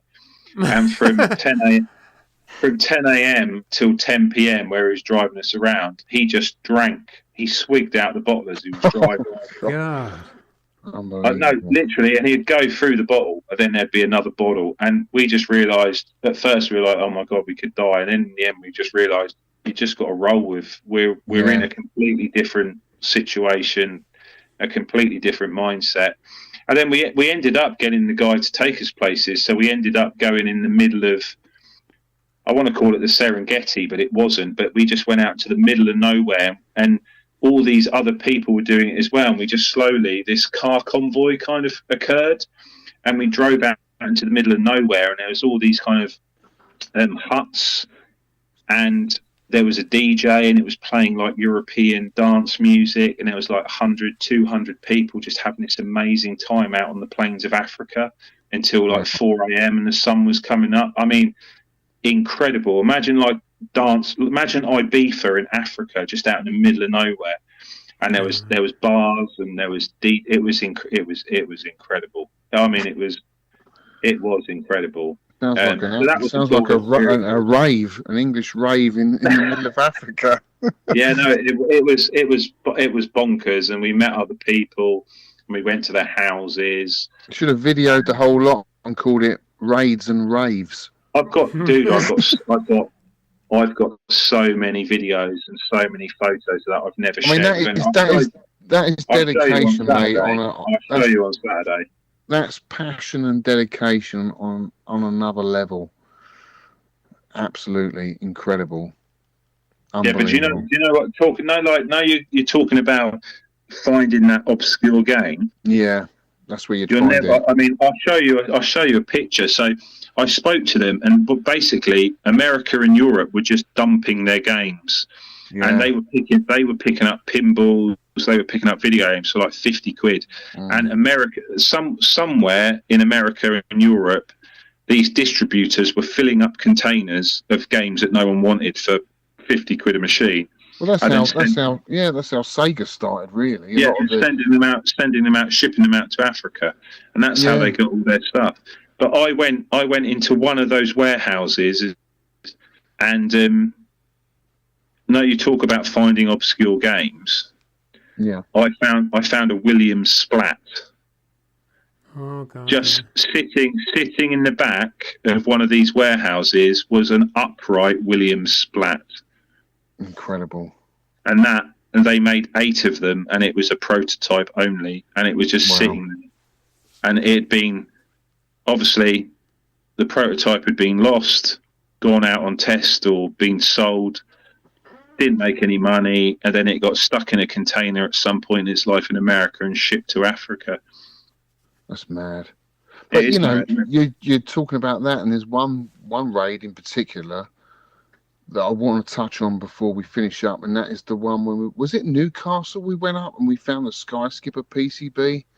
Yes, Sunderland, Newcastle and Sunderland. Sunderland, that's right. So we Big Phil and the other guys. It was Nerg. It was all Nerg based, really, wasn't it? That's right. So it was 3 locations, wasn't it? We went to, and I'll never forget this because I think it was one of my early raids with you, and I was really into Nintendo. Like my whole collection was Nintendo. I had a line of Nintendo cocktails. Do you remember? Yeah. And this was at a time when there wasn't that many Nintendo cabinets in the UK, because at that point, you know, Nintendo of America were making cabinets for the US market, and then you had another sister company, Nintendo. I can't remember what the name now, but they were distributing in Europe. So we had a lot of the rarer stuff over here, a lot of space Firebirds, space launchers, and all that kind of stuff. And this Sky Skipper had eluded me for years, and I joked with you on the way up there. Do you remember? Yeah, I remember. You went to me, wouldn't it be amazing if I found a Sky Skipper? And we all went, ha, ha, ha, ha, and we laughed it off. That is just so weird. And then we end up finding one. So I remember going into this. I've got a picture with the guy. I'm standing next to this guy. I've still got the picture on my phone, shaking hands with this old operator. He was actually quite upset, wasn't he, at the end? He was Italian. He was Italian, yeah, that's right. And he moved to the UK in the 70s. And it was his whole life, wasn't it? The arcades, and it had made him his whole career. That was his job for all his life, you know, being an operator, an arcade operator, and then suddenly he had to let it all go. He was selling up, and there were us in this room going through all of his boards. I felt quite awkward at the time, but yeah, no, I did a bit, but he was into snooker tables, pool tables, wasn't he? That was what he was doing there then, and he just still had all these old PCBs. And they were quite high up, so we had to get a step ladder, didn't we? I remember we were taking turns going up the step ladder, and then you passed me down. Oh, Alex, here's a poo pie, because you hated Popeye. Yeah. And it just so happened that, you know, it wasn't that long ago that I was researching and found, or I knew what the serial number was for Sky Skipper. I knew straight away it was Sky Skipper PCB. Oh, Sean, it was amazing. So I handed him down this bagged up. It was a clear bag, so you could see it was a Nintendo board. Yeah. And it said Popeye. It was written on the bag, Popeye. And I went, oh, Alex, you can have this. It's a poo pie, because I'm not a fan of the game. And he opened it up, and then he just went weird, and he was like, I think this is the Sky Skipper. Oh, I think this is the Sky Skipper. And he opened it up, and he was, oh my God, it's a Sky Skipper. It's a Sky Skipper. It was like Indiana Jones at the end of The Last Crusade, when he's worked out what his dad's book said and he's reading the stuff. Yeah. But that was Alex with this Sky Skipper, and he just couldn't believe it. I couldn't believe it. It was pretty mad. Bearing in mind that 6 hours earlier, driving up, we were laughing about the impossibility of finding a Sky Skipper, and then literally sitting on. Because I remember Phil Jodo being there, and I remember passing him a Discitron or something, because he was well chuffed with that, and there were some other really rare boards, and I didn't have anything at this point, and everyone by that time had at least 5 boards bagged that they were taking home with them, and I had nothing of interest really, because they were all dedicated PCBs. There wasn't a lot of jammer there, if I remember rightly. It was all early stuff. In fact, the guy said that he had every single board he had was a dedicated cab, and he smashed up. Remember, he said he smashed up every game, just kept him bored. So when this Sky Skipper turned, I couldn't believe it, and I went white. I remember feeling quite offish, and I didn't want to say what I got because I didn't really know what he was going to want for it. Did this bloke know what he had? You know what I mean? And we ended up paying, I think it was £1 a board, wasn't it? You've done it crazy. A pound a board. So I paid £1 for the Sky Skipper board, which is incredible. And the rest is history. Yeah. The rest is history, and then it all culminated in a massive reveal at Arcade Club and at Texas. Atlanta, you know, Whitney yeah. I've made amazing friends with. You know, he's become one of my best friends through a game. You know, that none of us have got any nostalgia for, but the hobby's taken us down this route. And as Walter Day said, you know, it's people like us that have the passion and the interest that have managed to, that have managed to save these games.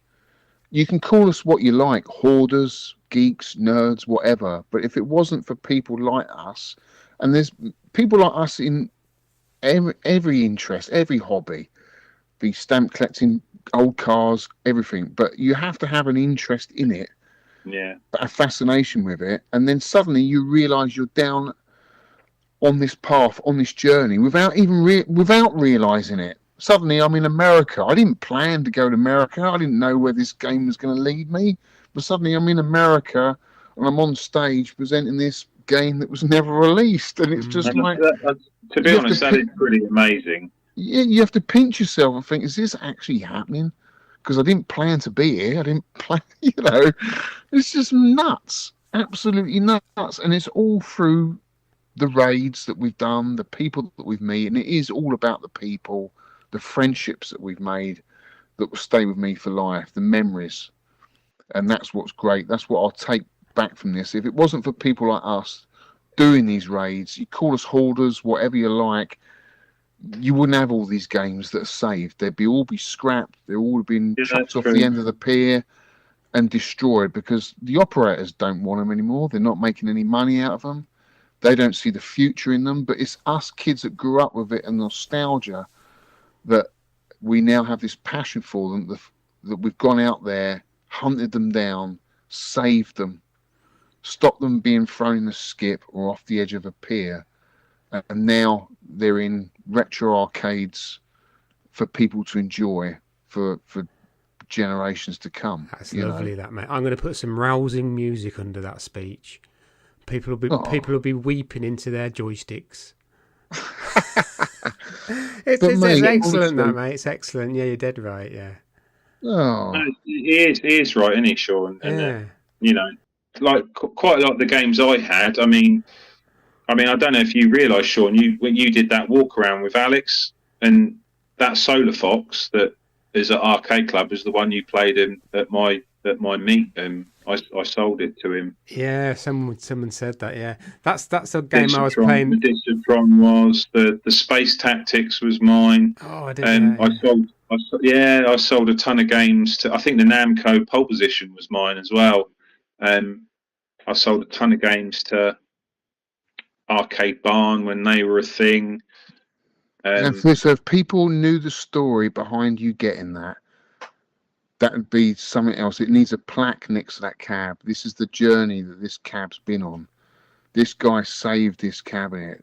He got it off the Duke of Lancaster. I mean, people would be absolutely fascinated by those stories. Yeah, it is weird. But that's why we've got you on here today, mate, to you know, tell that story. I mean, I can't remember what happened last week, but any game that I've ever got, I know the story. I can tell you exactly where it came from. Amazing. Yeah. It is incredible. Asked me what I had for breakfast yesterday, and I haven't got a clue. So, just to finish up, mate, because it's quite long now. I've enjoyed every minute of it, and I could carry on chatting for hours with you. Do you think there's a possibility of any other people finding this stuff? Do you think there's much more stuff out there to be found? There are people. There's for anyone that's interested, there's a really good raid section on UK VAT where people put some of the things that they've found, like old pictures or new of operators, or just other areas that they've found. Like sometimes you might find something in an old junk shop or something, mightn't you, or a charity shop. And there's some really good stories there, and there's a lot of people that do it. And I did draw inspiration not only from the US guys, but there's a lot of the older collectors, the Rav, Aid, Bazfish, all of those guys had stories. And I was an impressionable 18-year-old, and these guys are all in their 20s, approaching their 30s. And I heard all these stories that they had done, and I just thought, wow, I want to do that. And that kind of spurred me on. But I think there's more stuff out there. Definitely. There has to be, because every time we have this conversation, something else crops up. Well, I just picked up 100 PCBs a couple of weeks ago, so there you go. That's a very recent pickup of stuff. But yeah, I think it's probably less likely in the UK. I could see it more happening in Europe. Europe's huge, dude. I mean, France, the size of France, the amount of games I used to get from France, Germany, Belgium, Norway, Sweden, and they're not particularly big, but nearly all of those places are bigger than the UK. And it was amazing what you can find. And when I was using free ads or Gumtree or the equivalents, I would go on all of the equivalents in Europe as well. I'd do half an hour on Gumtree, and then I'd do half an hour on the equivalent in France, half an hour on the equivalent in Belgium, half an hour on the equivalent in Norway, and I'd find games in all those places, and then reach out and use really crap at the time, language conversion tools, and then buy games and then get them picked up and shipped. Would you say you've calmed down a bit from that then now? I mean, life. There's other priorities. Other priorities. In life. Yeah, I'm still buying stuff, and I bought. What have I bought? I mean, from a pickup perspective, I recently picked up Namco's Nebulous Ray. I always wanted a Nebulous Ray PCB. Sean, have you played that? Yeah, a cool little game. Yeah, it's a cool game. It's a cross between. It's as if Radiant Silvergun and Raiden had a baby, Nebulous Ray. I think. Yeah, I like the scrolling skyscraper kind of background and stuff like that. And underneath, it's very well done. I picked up a few conversion Neo Geo cards for prototype games like Ghostlop and Ironclad. I've got you back into Neo Geo, haven't I? You did after you bought most of the games. Yeah, I picked up a few. I occasionally will have a drink, and then I'll be on eBay and I'll buy a cheeky PlayStation 1 game or two. Yeah. So I recently picked up Grandia on the PlayStation 1. But yeah, I'm still buying stuff. I still got a big collection. All the stuff that I've been selling recently is just to try and, I've got boxes of stuff, and I can't keep it forever. And other people, need to, if there's something they need, then I might have it. And to be honest, I only space. It's not the ideal hobby for everyone, is it? Because they take up so much space. It's crazy, yeah. But it's not like collecting carts for consoles, which is what most people do if they're into retro gaming. And you can have a huge collection. It doesn't take up much room. But I'm selling stuff, but normally to buy something else, obviously Nebulous Ray cost a bit. The way I like to do it now, because I'd like to own it all. I'd like to have them all. I really would. And I've owned an arcade before at a museum, which is great, and I loved it. But now I don't have that. I think the only way for me to fulfill or scratch that itch is to rotate the games. So I'd like to get a point in my life where, okay, I've still got the same amount, but I've had a lot in my life. And I've appreciated every single game, and I've had enjoyment out of all of them. And rotating them keeps it fresh, keeps you, still interested in the hobby if you just keep rotating the games around, because that's what arcades did back in the day anyway. Yeah. They rotated the stuff. So, you know, when people say, "Oh, why are you selling that, Alex?" It's like, you're not getting out of the hobby. It's like, no, I'm not getting out of the hobby. I'm in it more than ever. I just like to keep it fresh, rotate the stuff, try out new games, own a game that I've never had before but always wanted. But because I only have limited space and I don't want to have storage, that's the only way for me to do it, you know. And I love this hobby. And, you know, just going up to the UK VAC meet that me and Sean just did last week, such a great bunch of guys. And it's really nice to see new faces getting into the hobby. Oh, absolutely, because you know, we're not going to be around forever. One day, UK VAC will hopefully still be running, and there'll just be a whole load of new people, and there'll be other people running exactly. Yeah. We're just custodians to it, you know. We're just carried. That's how it should work. Yeah, we're custodians. We're just passing through, and then once we pass on, then this stuff hopefully will go into the right hands, and someone else will enjoy it. You know, and that's what it's about. Well, dude, listen, it's been absolutely amazing. It really has. It's been fantastic to have you on. If you want it, guys, if any of the listeners want to see any of these raids, you can check them out on my channel or on the Arcade Archive channel. But I've put all the videos on my channel now. You can check out Oll's Game Room tour. Check out Oll's collection. You can see the York raid, which is on the Arcade Archive channel. Fantastic video that is. The Peter Davis collection. It's all up there on YouTube. You can also read about it on Tony Temple's The Arcade Blogger. It's done a great write-up on a lot of the raids that we've all been on.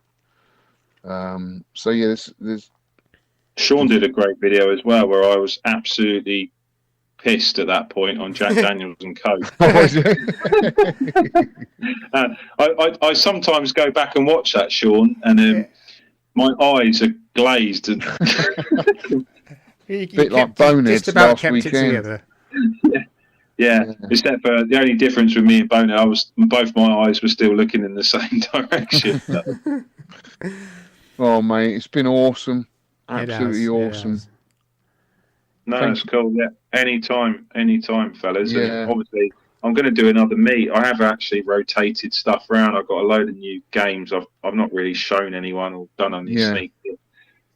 That'll just be the new year now. But Sean, obviously, Alex is in. You're more than welcome to come down. But I appreciate it's a trek. Yeah, thank you, mate. Just before you go, Ollie, can I speak to you about pinball? In the last, say, year and a half, I've got back into pinball. And you seem to, is that a hobby you've been into for quite a while, the pinball? Yeah, so I bought Core. My mother went with my nan and my brother on holiday to Jersey and Guernsey. I think it was Guernsey at the time. And obviously I was like 20-ish at that point. And I was doing my own thing. I had a job and I had a girlfriend, and I wasn't necessarily didn't have the time or the capability to go on family holidays. And she was in the hotel wherever it was they stayed, and bless her, she like you get the stickers on the side of games. If there's a problem, call this number. Yeah.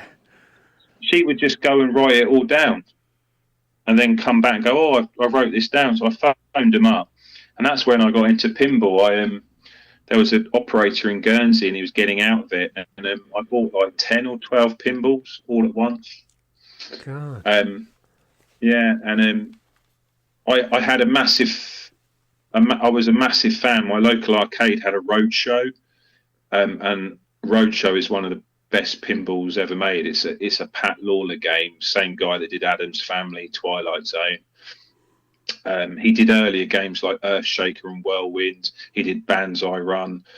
He also did some Stern stuff as well. So one of my favourite Stern games is Ripley's Believe It or Not. I don't know if you've played that. It's absolutely brilliant. It's somewhere I have. Yeah, I remember. It's like I call it mini Twilight Zone because it's a standard size cabinet, but it's packed. It's just packed. It's like TZ.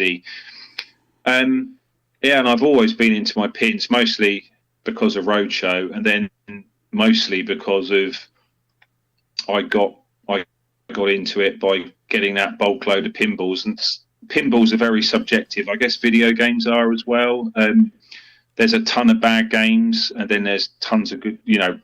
There's lots of good ones, tons of bad ones. But I really appreciate pinball. I played them for many years, hitting the ball about and not really understanding the rules, but now I completely get it. And if I need to wind down and I've got a pinball machine and there's something wrong with it, 99% of the time it's mechanical, and there's something really calming and soothing about just lifting up a playing field and just working out what's wrong with the mechanic side of things and getting it working. I do love that. And I do have a huge interest in pins. So, I have been known to buy some of the newer games. I bought Stranger Things, I bought Foo Fighters.